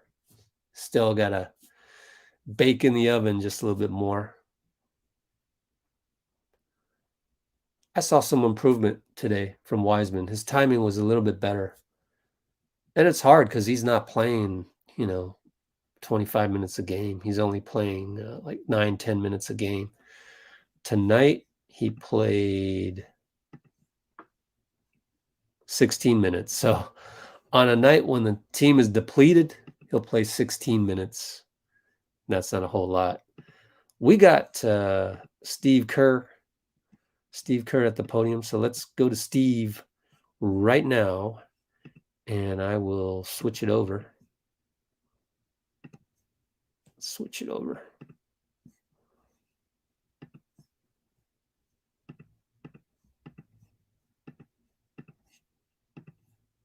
Okay, let's do this. Here we go with Steve. MW. Yeah. I thought the guys competed, and it was a 2-possession game with a minute left, and so we had a chance, but couldn't get it done. But very, very happy with the effort, and excited about getting home. And we've got a game Monday, and then we don't play again until Friday. So I think next week will be a great opportunity for us to get a lot of work in, execution-wise at both ends, and work on our rotations. We're going to change up the rotations a little bit, and I've got an idea of what I'm going to do, but the staff will talk about it in the next couple of days, and we'll solidify that. So this should be a good week for us to get back on track. Why did Anthony Lamb get the starts tonight? What did you think of his performance? Anthony Lamb can play. He fits our style really well. He's a good basketball player. He sets good screens. He dives. He understands spacing. Shoots the 3 really well. We saw that in practice, and I wanted to give him a look tonight, and I thought he played extremely well. Which combinations tonight did you see that you liked that we might see more of moving forward? Well, I mean, it's tough to say based on tonight because we were without so many guys. But it was apparent to say based on tonight because we were without so many guys. It was apparent who really played well tonight. JK played really well, and he's earned some minutes. And I thought Ty Jerome was fantastic again. He's just played well every single night. I thought Lamb played well as well. There's a lot of good stuff to take from it. Moses Moody played well. So got guys who maybe haven't gotten a ton of minutes who are going to get a chance to play. I was going to what if you just Jordan Poole's kind of struggled these last 3 games? And sometimes it looks like he's maybe trying to play make more than just create his own shots? Yeah, What did he well, kind of- he's trying too hard. I think Jordan's trying too hard to create every play. And he's at his best when there's a flow to a game. He plays on and off the ball. He's getting some catch and shoot opportunities. The NBA is filled with the greatest athletes on earth. And trying to dribble through those athletes time and again is not going to be a winning formula.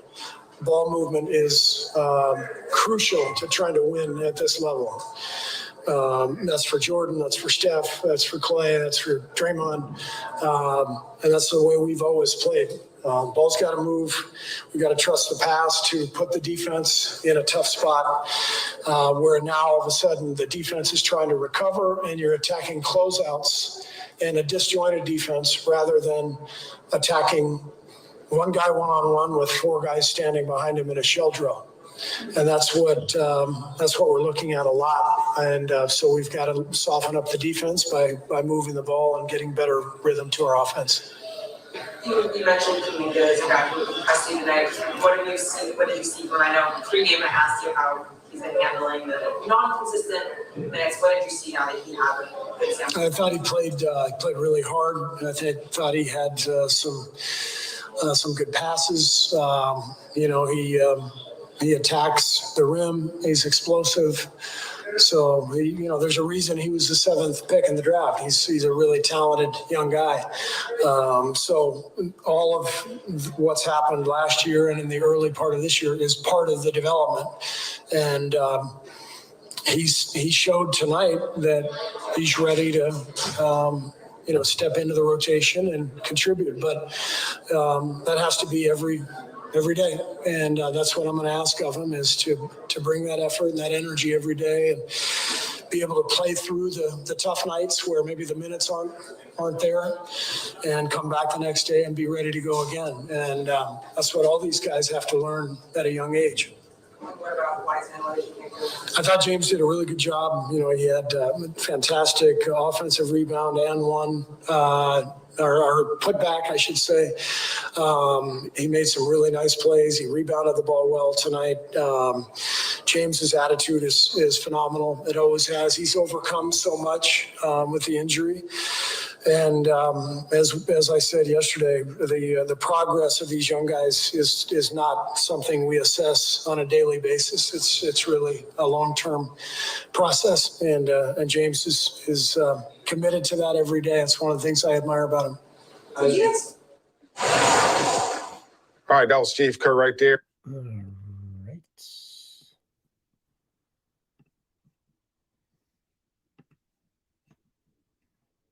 Do that real quick. Let's see. I've got to change that up. Okay.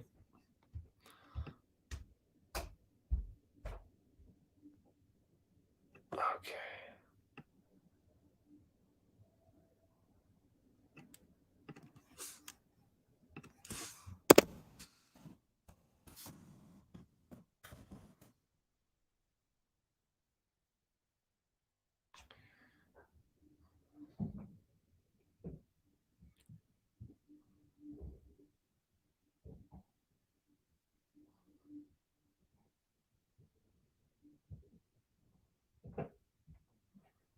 So he said Jordan Poole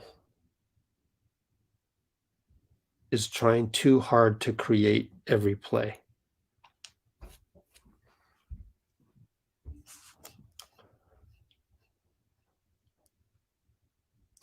What?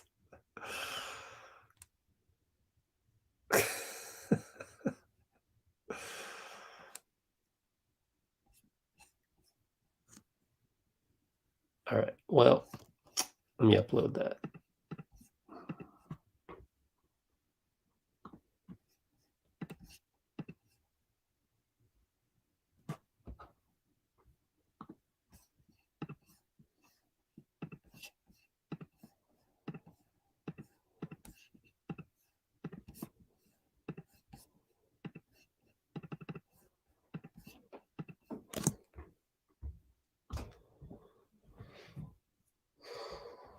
Okay.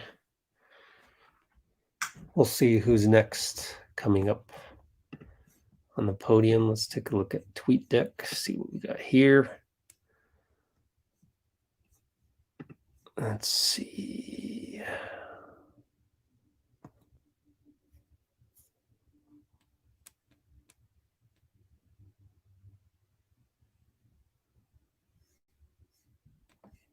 Wow, Spencer Dinwiddie says referee Tony Brothers referred to him as a BAMF to a Mavs teammate. What? That's funny. Oh boy. NBA never fails to entertain, does it?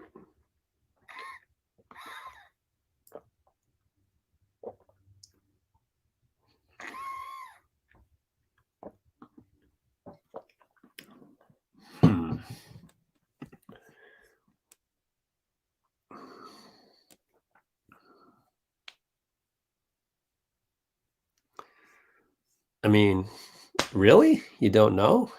I mean, there's an explanation for a lot of things. And the reason why is because they thought they had the rotation set, but the rotation wasn't working, especially with the bench. So first of all, Dante got injured. So then you have second unit rotation with Jamichael, and you're not quite sure where to put JK into all of that. So when you're a 4, then like Steve has labeled him as a 4, then you have to play behind really the rotation of Draymond, Looney, Wiseman, Jamichael. So you got really kind of, 4 guys ahead of you, with Looney and Wiseman maybe 3.5. So that's why. But it's a process, guys. I keep saying that, but you guys just don't ever want to accept that it's a process. You want immediate results. And then in the NBA 2K video game, it's not how it works. It's just a lot of shuffling of human bodies, chemistry going around, and shit happens. So just because JK played well tonight and he didn't play the last 4 games, I mean, fire everybody then. You probably would have got the same thing from any other NBA staff. So there's just no point in being mad about it. Like, it's just, I don't know. These are all just processes of the game. And within the processes, there are many processes. So whether we're talking about the decision to play JK, whether we're talking about James Wiseman's development, whether we're talking about Jordan Poole's development, I mean, just evaluate it at the end of the season. So at the end of the season, okay,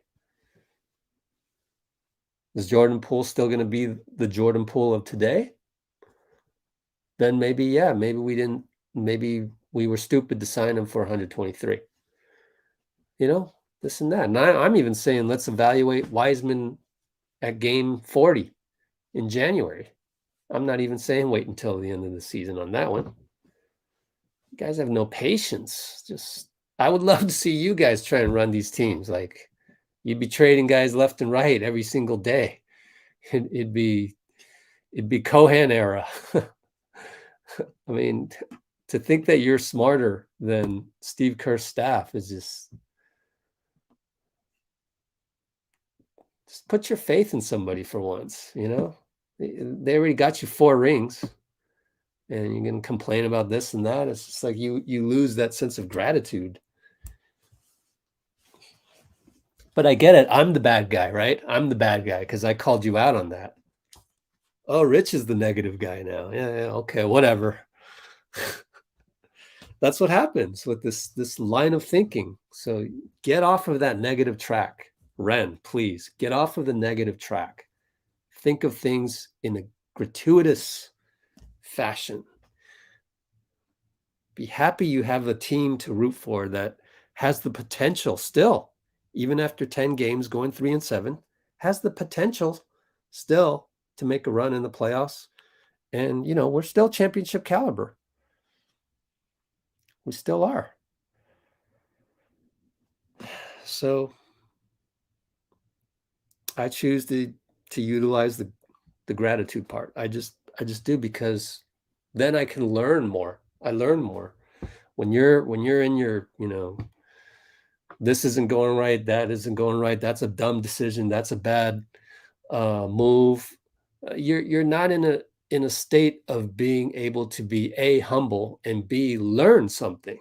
You're like in denial. You're like fight or flight. You're like, oh, I'm better than you. Your ego pops out. Is this like, is that enjoyable for you? I don't find the enjoyment in that. I would rather be in a learning environment and understand and go, oh, yeah, you know, Steve's been in the NBA longer than me. He's seen more stuff.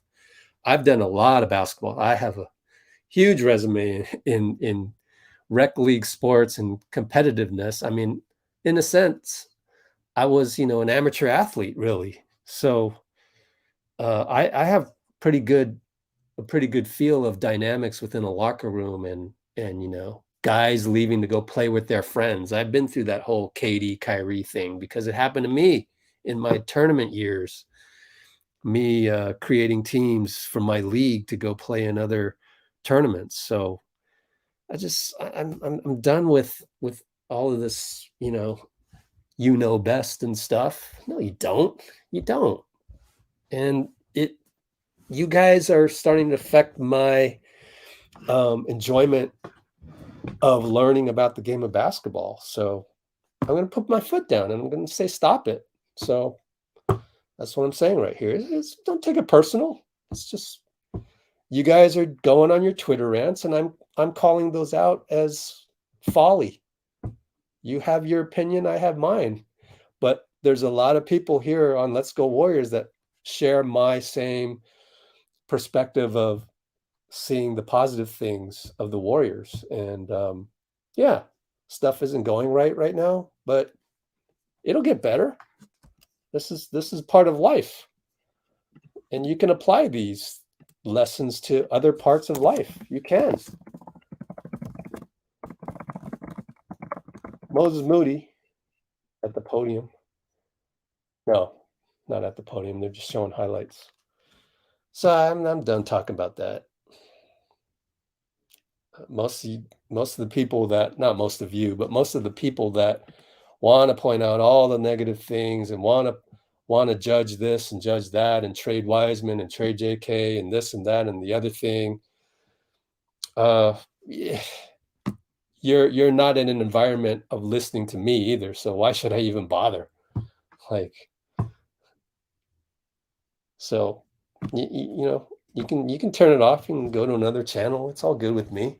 But us positive guys, we're going to keep thinking of stuff that we can have gratitude for with the Golden State Warriors, because that we're just that way.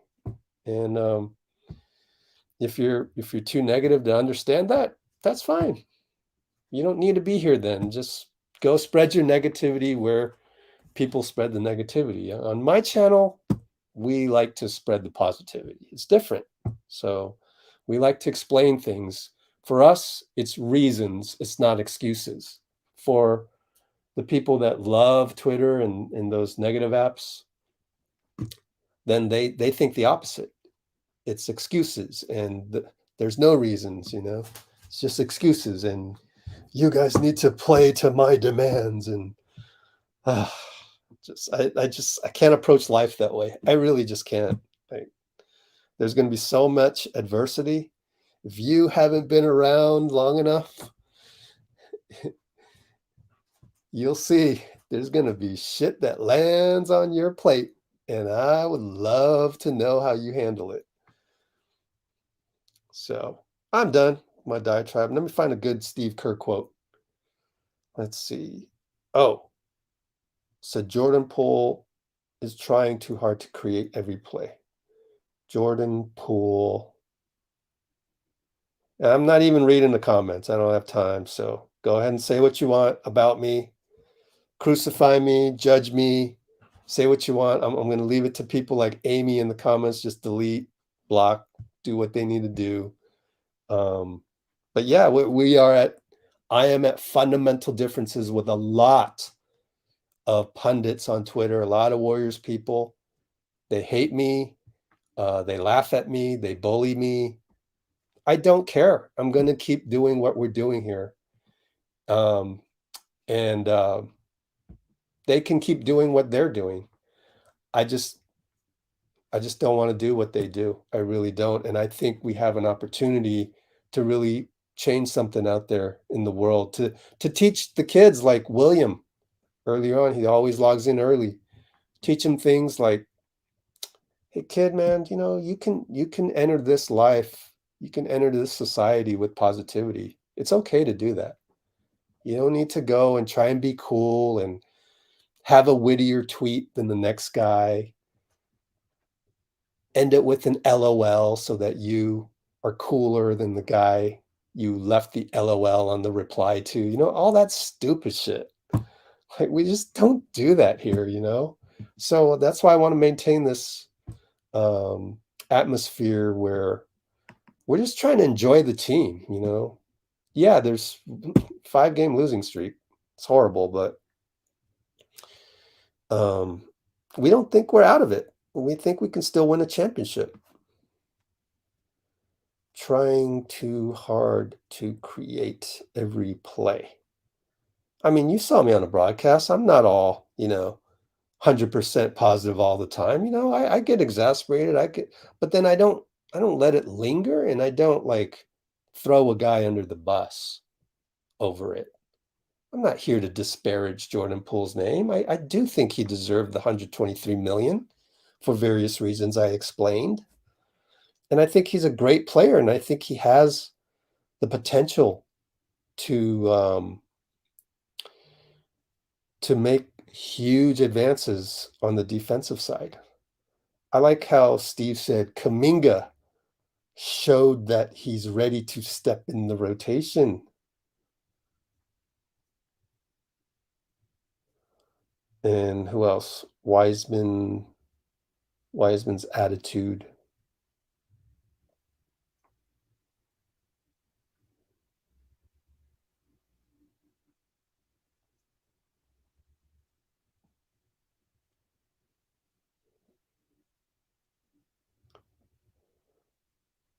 Couldn't fit Wiseman in the whole thing. Man, he talked a lot about stuff. So there's Kuminga, Wiseman, Poole. What else? Oh, Anthony Lamb and all them. So some G League guys. Tags. This is New Orleans Pelicans. Save that.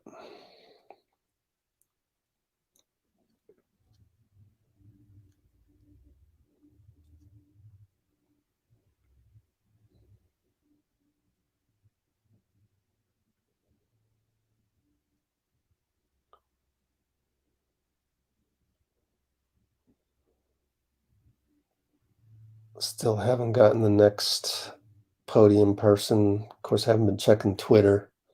We should check Twitter just to make sure. Let's see. What?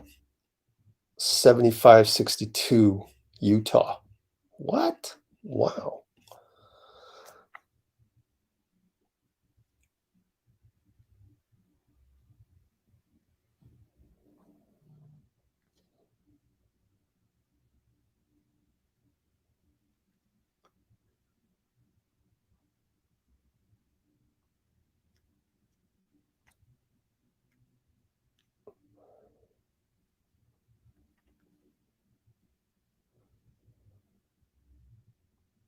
Oops. To loss at, where were we today? New Orleans. You know what's cool at New Orleans is that the bus ramp is like totally accessible. So they almost like I guess you have to have a special ticket, but there's just a lot of fans right there waiting for Steph. I've filmed from there in the past, and it's pretty cool. Get to see Steph, do some autographs over there.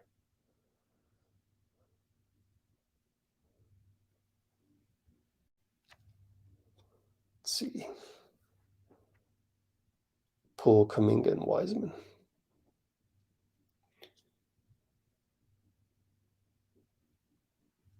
Let's see. Still nothing.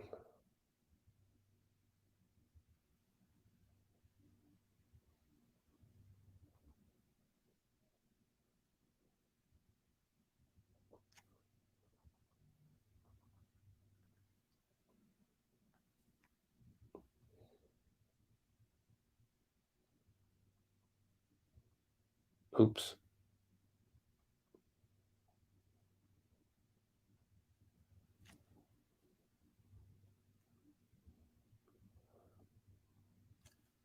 All right. Still waiting to see who's at the podium.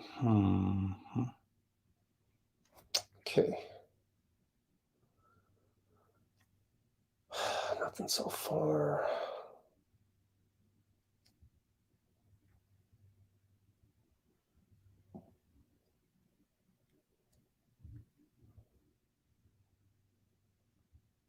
I thought the guys competed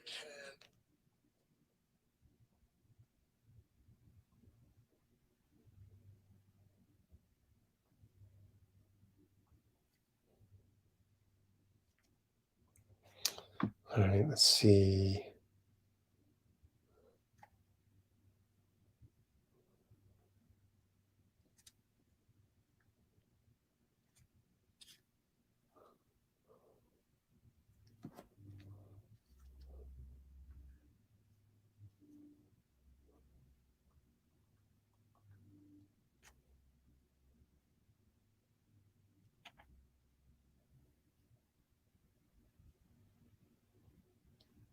All right.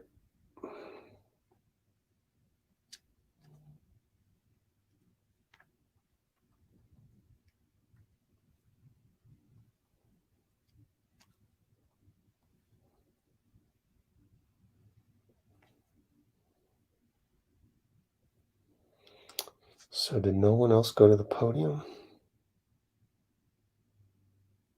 I don't see anything.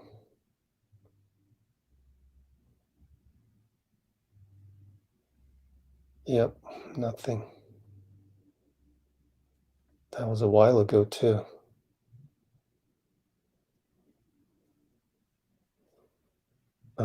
Steve.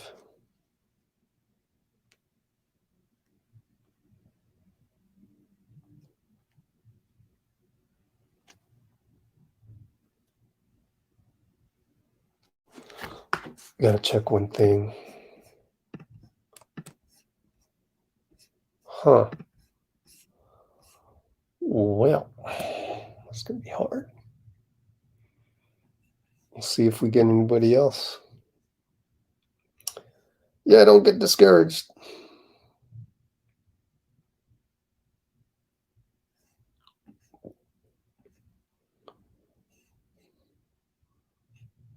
All right, cool. Didn't mean to get personal. Didn't mean to get personal.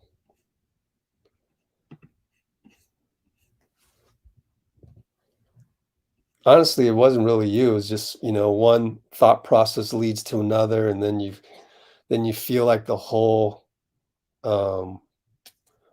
commenting system is, then you start to group them all together. So didn't mean to group you all together.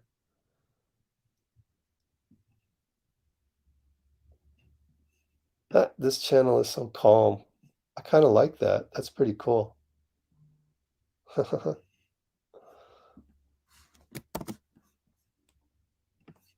It's so calm.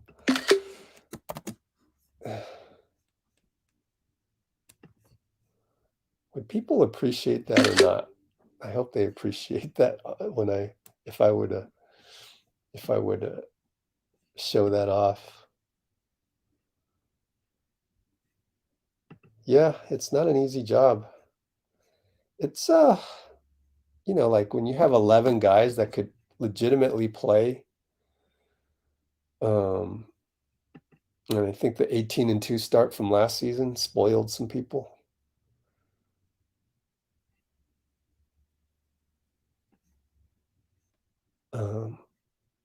Yeah, we'll see.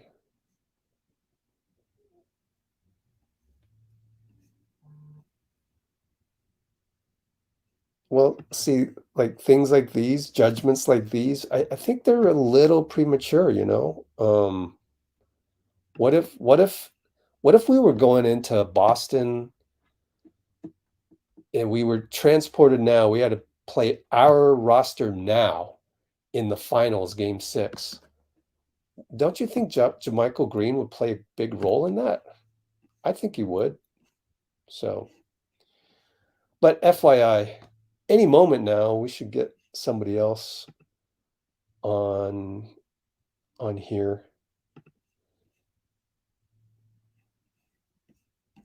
on the podium. Good. I'm glad you trust the organization. It's all we can do.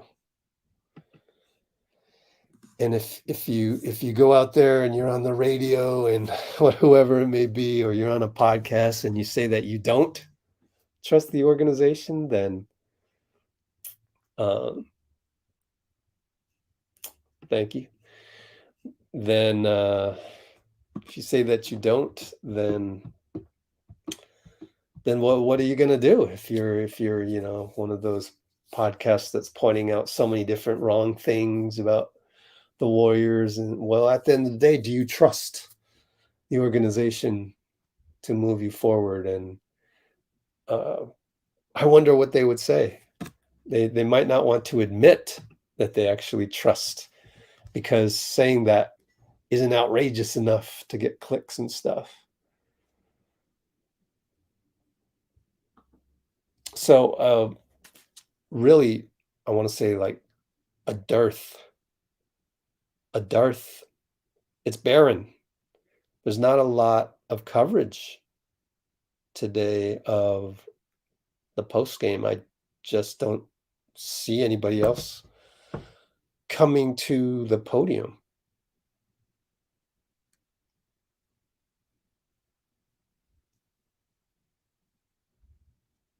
I don't see anybody else coming to the podium, which is good. See, look at me. I'm always trying to find a silver lining in something. It could be good for me. I get more rest tonight rather than going crazy with all the video uploads and whatnot. I got to figure out how to adjust the seat, and it's leaning back too far. When I go like this, whoa, it leans back. But I don't know that there's anybody else coming to the podium. So, hey, look at Dalton. Positives can be found. He might get some hate on that. Brandon Ingram mentioned light sensitivity and headaches with the concussion. Wow, he had a concussion. Didn't know that. Didn't play like he had a concussion or came off a concussion. Played really well. So what's this? Time to look at random tweets. Oh, Vic. Here's Vic. Oh my gosh, look at those moves. What? One-legged. That's no fair. That's no fair, guys. You seen this? Vic Wembanyama. This is not fair. Yeah, we can cue the Vic jokes. We're tanking. I don't think we're going to get anybody else at the podium. I think we're done here because NBC just went through a voting initiative thing, and you would think that there would have been someone at the podium during that time, but I didn't see anybody. Oh, Jonathan Kuminga, folks. Jonathan Kuminga's at the podium, but he's gonna say things like, I mean, he likes to say, I mean, a lot. Watch. So we can switch it over to John, as Clay likes to call him. Let's go over to John. Minimize it a little bit. Here we go with John.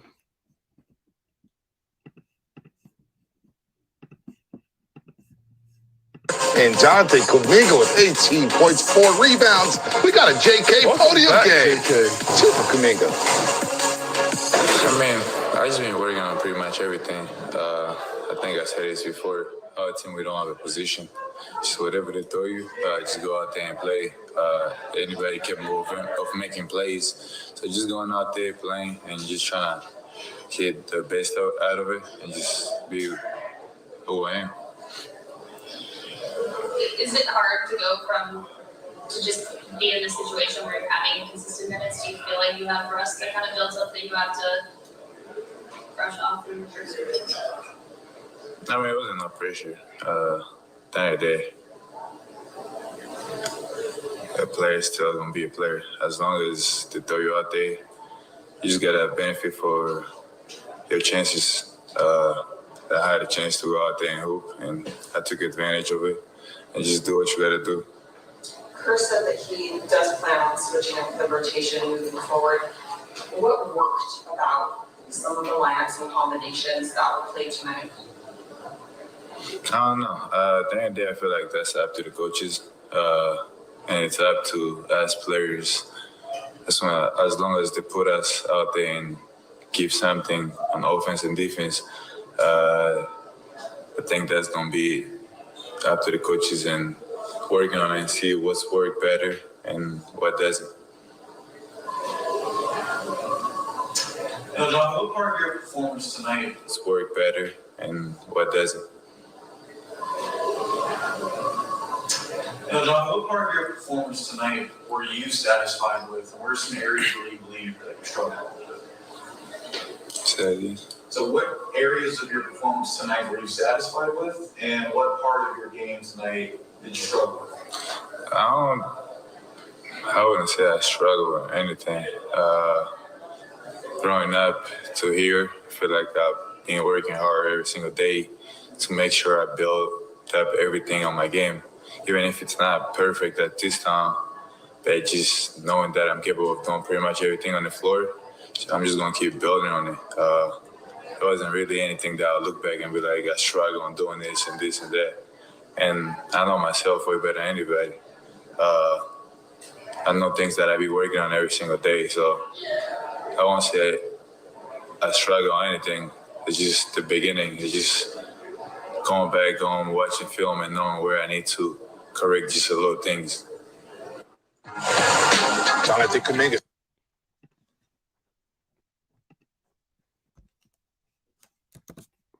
Cool, JK.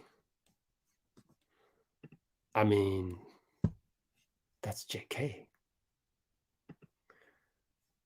What did I do with that?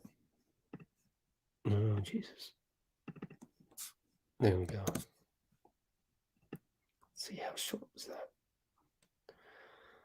We had the best logo of the night, for sure. Best logo. Don't at me.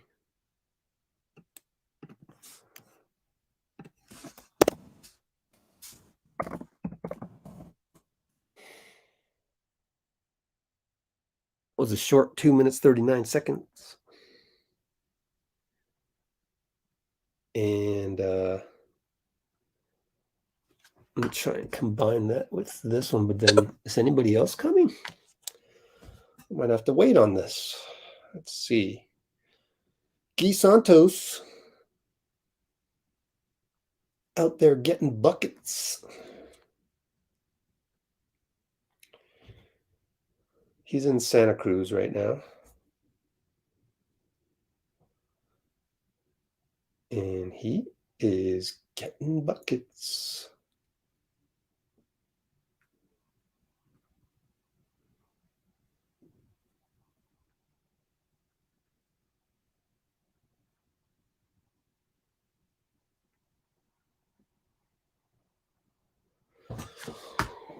Okay, let's see here.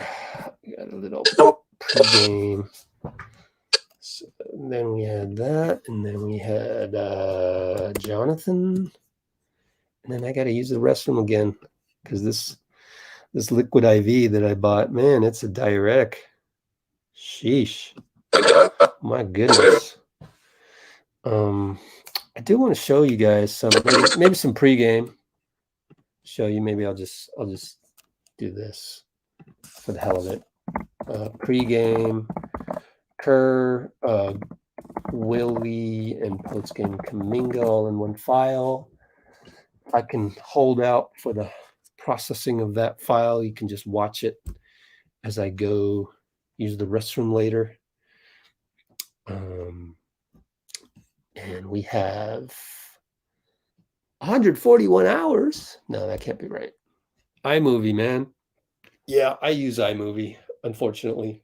I didn't want to pay a gigantic sum of money to get a fancy, to get some kind of a fancy, Adobe Premiere or whatever. I don't need that. I don't need to have all that. So hold on. Let me keep this. Oh, they're going over the KD crossover. But we went over that already. So that was fun. And let me stop that screen, go here and go here. Go back to TweetDeck and see what we got here. What's going on the Twitter timeline? Not much. So we're almost done here. Oh, we're done. And we can play some pregame that I didn't play before. And so I look forward to that. And here we go with that. Here's all the stuff on Clay and on Willie Green on Zion, and I think a little bit of Kuminga. It's very difficult. And, Be right back. In this particular case, we've got a couple of guys who we're going to be really careful with on back-to-backs all year. Clay may not play in a back-to-back all year. He didn't last year because of, 2 straight season-ending injuries. Draymond missed half the year last year with the back injury, and we're in the final stage of a grueling road trip. So painful. And we've had a lot of discussions with, fans over the years who have been in that situation. But ultimately the player's health is the number one factor in our team success and even in our fans' satisfaction in the long run, because we want to keep guys healthy and going throughout the season. So ideally, it's a 65 game season and everybody plays every night. But good luck getting that past maybe 70. It's not easy, but it's all part of being an NBA player, and especially a young NBA player. There's nothing free in this league, so you got to earn everything, and he's going to get his chance to earn it, and he's same with every other player on this team. We have a routine every day. That's part of the development process, and it's important for all of our guys to not only seize the opportunity on game night, but to seize the opportunity every single day. And I think for young players, they learn that as they go, and they understand what that means. But it doesn't happen overnight. It's evolving. The beauty in Zion is that he also just figures it out on the floor at some point, and we figure out a way to get him the ball in the spots that he likes the ball in. And so when you have a player and a person as unique as he is, when he touches the floor, good things happen for your team. And the rest of it is kind of just, get out of his way. I've just been working on pretty much everything. I think I said this before. Our team, we don't have a position. So whatever they throw you, just go out there and play. Anybody capable of making plays. So just going out there playing and just trying to get the best out of it and just be who I am. Well, you guys saw that already. You just saw that just now. So it'll be an opportunity for me to upload that right now, and let's just see if there was anybody else. I don't see anybody. Okay.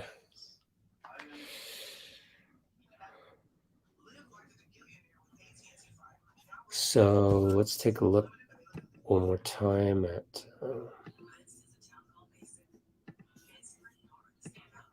TweetDeck. See what else we have. Take care, Parsi. What other interesting news do we have in the league coming through the pipeline? Mm-hmm.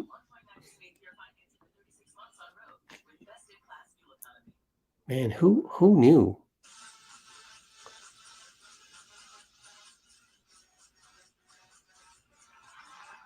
Wow. Not only would I like my money back, but I would like to not be called a BAMF to my teammates. Wow.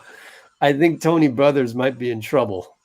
But I like Tony Brothers. He's in my top 5 of refs. My top 5 of refs are Tony Brothers. He's actually my favorite. Bill Kennedy, who was last night in Orlando, didn't really, call all those travels and everything. I don't know. And then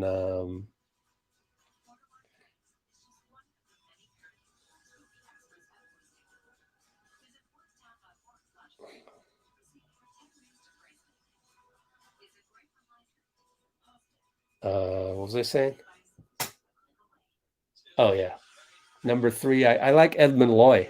I like Ed Malloy, even though he gave the technical on Clay and threw him out the other day. And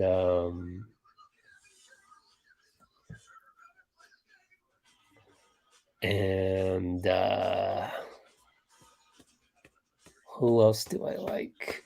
Man, I can't remember. Well, those 3 for sure. What? Wow.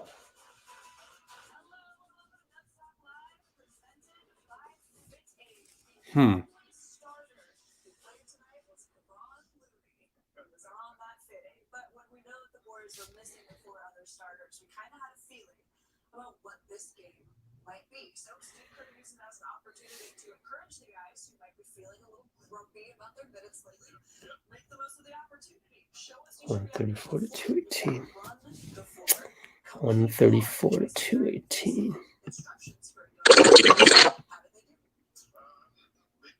What?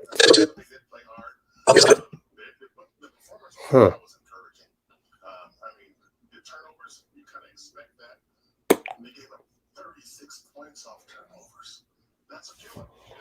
Wow.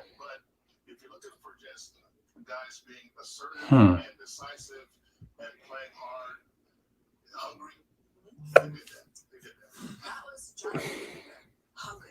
38 minutes, made the most of his time, and Steve Kerr said afterwards he was earning more minutes in this rotation, which coming off of a couple DNPs,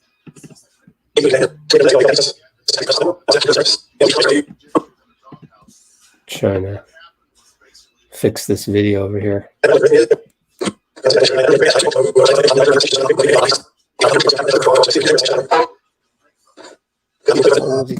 part of the development process, and it's important for all of our guys to not only seize the opportunity on game night, but to seize the opportunity every single day. All right.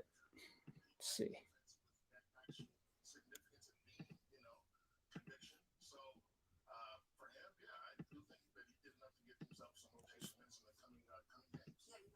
All right, we'll see.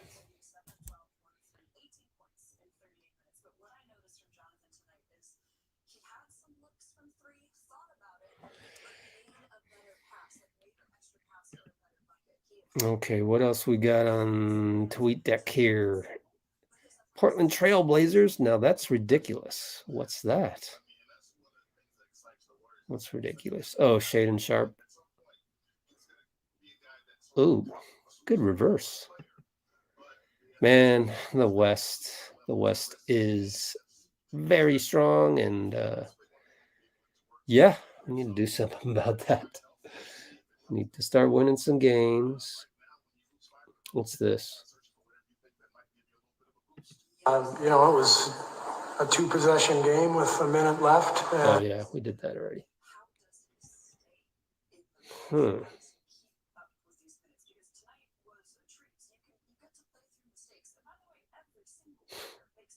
Wow. Okay, let's see if I can upload a better version.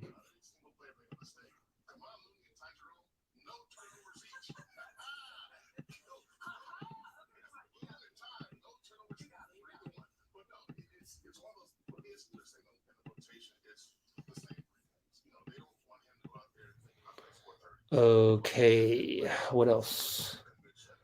Scott Foster? Oh, I don't have him in my top 5. Yeah, I don't have him in my top 5. Who would I have elsewhere? Ed Malloy, Bill Kennedy, Tony Brothers. Who else? There's another older guy. Not Scott Foster, but I can't remember it. Let me see if he was reffing or not tonight. NBA referee assignments. Let's see if I can notice it anywhere here. Tony Brothers. Eric Lewis, who did it tonight. That's my number 4. That's it, man. As far as the rest of today, I don't really see anybody else. Mark Lindsay. No, don't know those guys.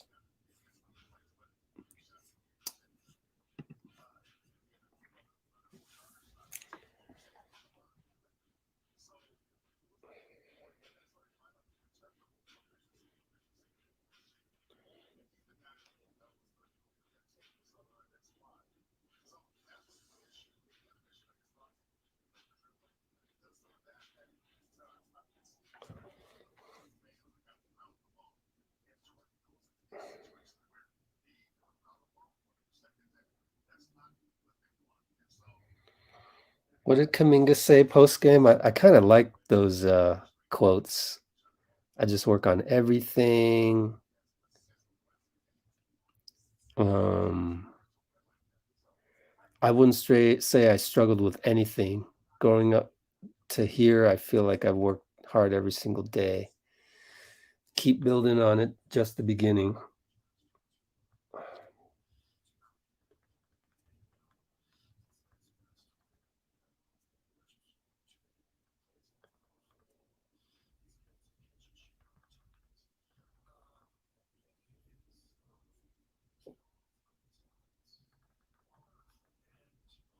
Just the beginning.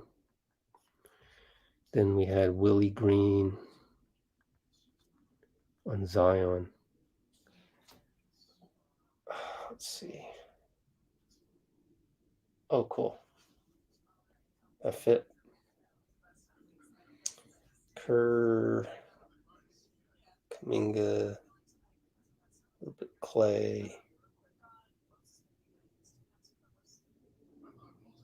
Kuminga,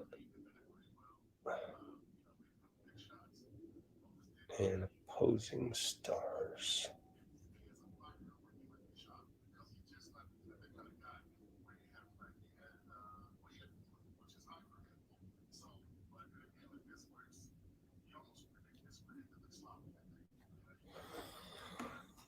Okay, who's this? All right, LeBron in transition. Let's see what's up with that.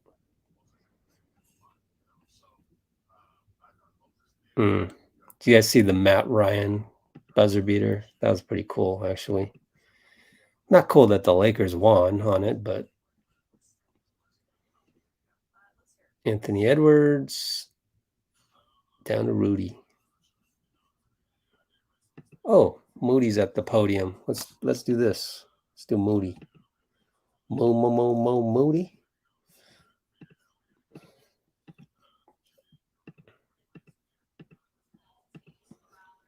Let's do that.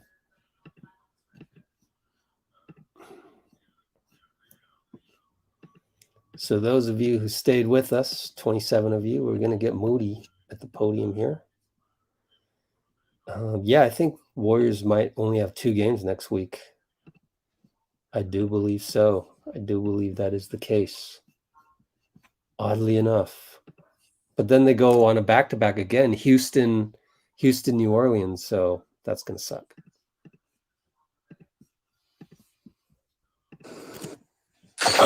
I feel like it's a positive for sure. Getting an opportunity to get out there, make some mistakes, play some more basketball. But honestly, I don't have the answer to it. I don't really know. We got to figure it out. We got to get out there and contribute in as many ways as we can. What's kind of team's morale or the vibe after going on this road trip? We gotta figure it out. We try to stay even keel. When we doing good, when everything's going good, don't get too high. When everything's going bad, don't get too low. So just keeping that mentality, staying together. All of your road games this season have been close, but they have been losses. You guys are typically a really strong road team. What's kind of been the challenge of closing out these close games, particularly on the road?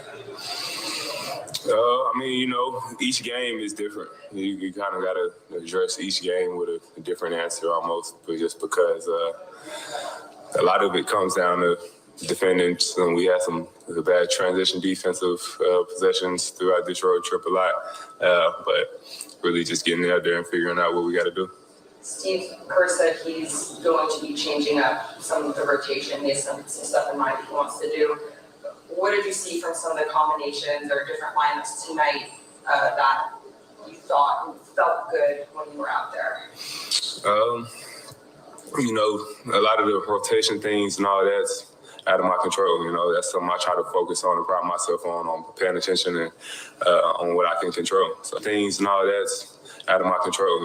That's something I try to focus on and pride myself on paying attention and on what I can control. So that's out of my hands, and we just get out there and do what we can when we call it on. What did you thought of the way that Jonathan was able to step in tonight after not playing very much the past week and having a big game tonight? Yeah, he's a really good player. So, he got the opportunity to get out there and play, and he does what he does. He knocked down some good shots, make some good plays, rebounding, strong in there on defense. He had a good performance. You've been the most reliable, I would say, out of the 21 and under club that the Warriors have. What has been going right for you this season, and how would you assess who played so far? The main thing I would probably attribute to is probably just keeping it simple. Even this game, I had a couple plays where I did a little bit too much and I got kind of away from that, but it's a different situation than usual. So, you kind of got to get a rhythm there, but just keeping it simple, not trying to do too much. I think I saw Steph at one point with pulled you over and was kind of telling you something, I assume, telling you something to fix or whatever, maybe a good job. What is the benefit to having veteran guys like that who can kind of become pseudo coaches? Yeah, just that. Coaches can only coach you up to a certain extent. They're not out there on the floor with you. But when you got those coaches that's on the floor, whether if it's your vets or Andre, somebody like that, they can really not tell you the rules and tell you what you're supposed to do, but tell you what you should do right here. Like, okay, maybe coach says to add more ball pressure right here, but that's probably not the best time just because of the situation, and they recognize that because they're on the floor and they can tell you something different. Moses Moody talking about.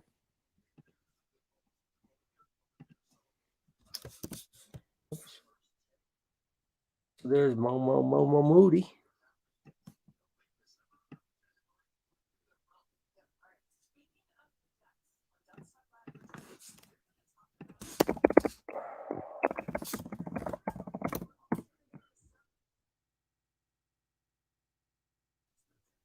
I have a feeling that will be it for the podium.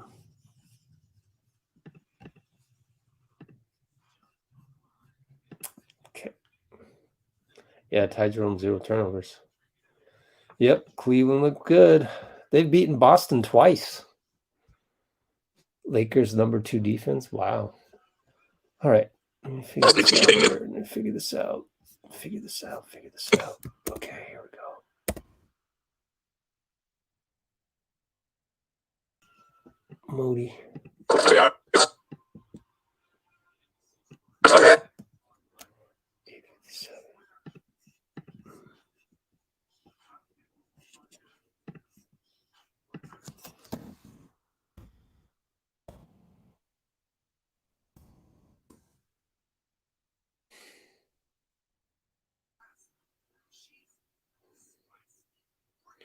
They should have just asked him what Steph told him. Just didn't want to go there. Oh, you know, I got to check something. I got to check what Moses said in the beginning. Play some more basketball, but honestly, I don't have the answer to it. You know, I don't really know. We got to figure it out. We got to get out there and contribute in as many ways as we can. What's kind of team's morale or like the vibe after going on this road trip? You know, we gotta figure it out. We try to stay even keel. You know, when we doing good, when everything's going good, don't get too high. When everything's going bad, don't get too low. So just keeping that mentality, staying together. All of your road games this season have been close. Keeping that mentality, staying together. All of your road games. When we're doing good, when everything's going good, don't get too high. When everything's going bad, don't get too low. Everything's going bad. Don't get too low.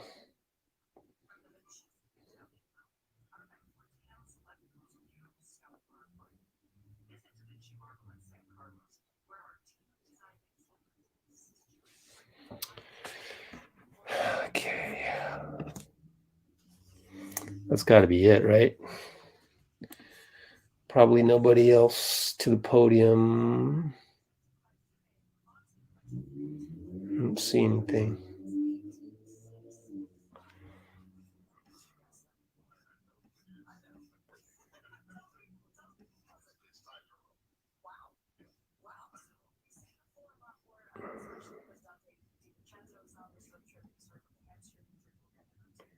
Look at this. D-Lee's been a good pickup for the Suns. Oh, you don't see that. Right here.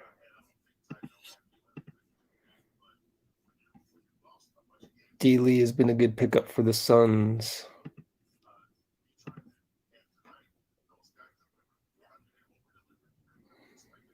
Yeah. Wonder what's up with Andre. Oh, well. Almost done with my upload. And we can call it a night because I don't see anybody going to the podium.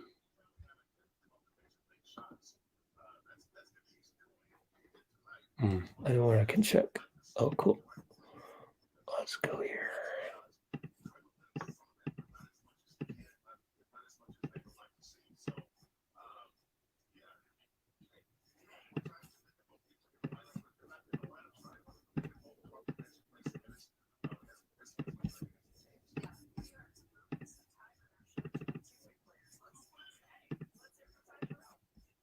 Ty Jerome at the podium, my friends. Wow. I didn't expect that. Ty Jerome podium game. Here we go, folks. Wow. Aren't you glad you stayed up for this? Stayed with me for this? Let's see. Here we go, Ty Jerome.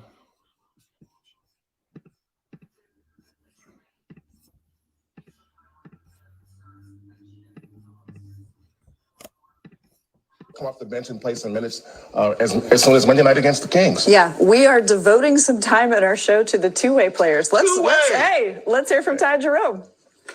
I thought for most of the game we did a good job moving it. I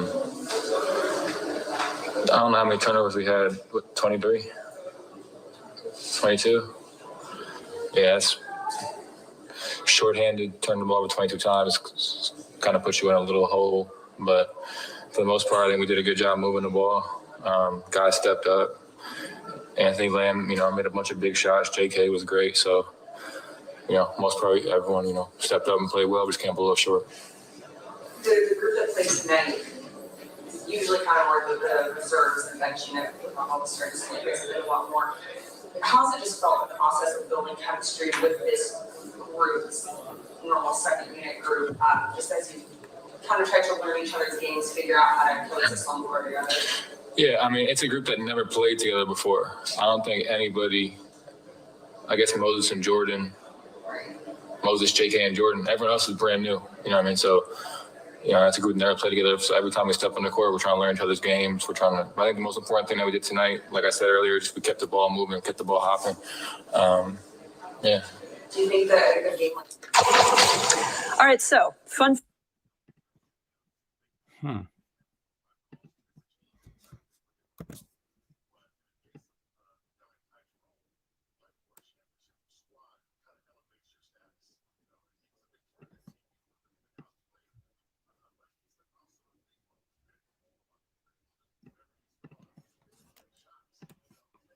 Okay.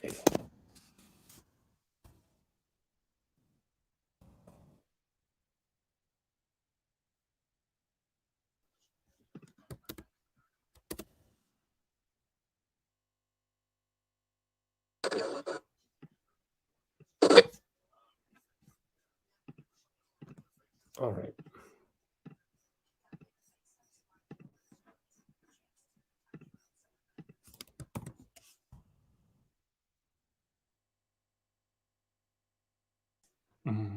Okay.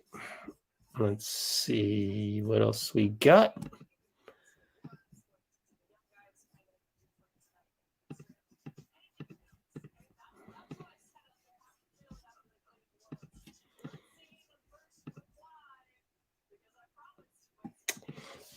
It's sort of a, oh God. It's sort of a, we need some vets because our young players are taking too long to develop. I'd be okay trading away our young core for some hungry veterans. I don't want a 5-year rebuild right after the veterans, are too old to take the floor anymore. No. We're going with the 2 timeline thing, and we're going with it because that's what Joe Lacob said to do, and that's what Bob Myers is executing on. So why look at other scenarios? Those are other parallel universes that we'll never get to.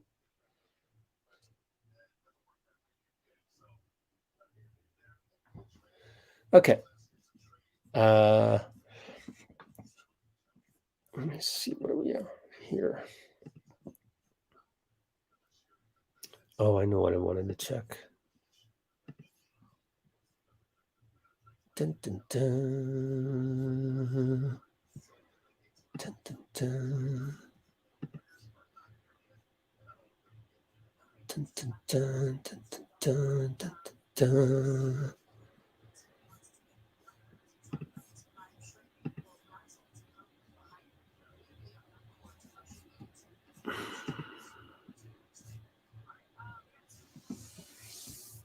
I don't know why are you taking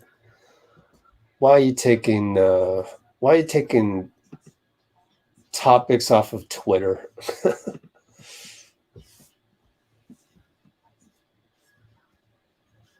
All right, so I think that's it, folks. So we'll be right back. Let's see. Let me upload. Let's see. So it's time to say Justice 1, 2, 3 pretty soon. So let's do that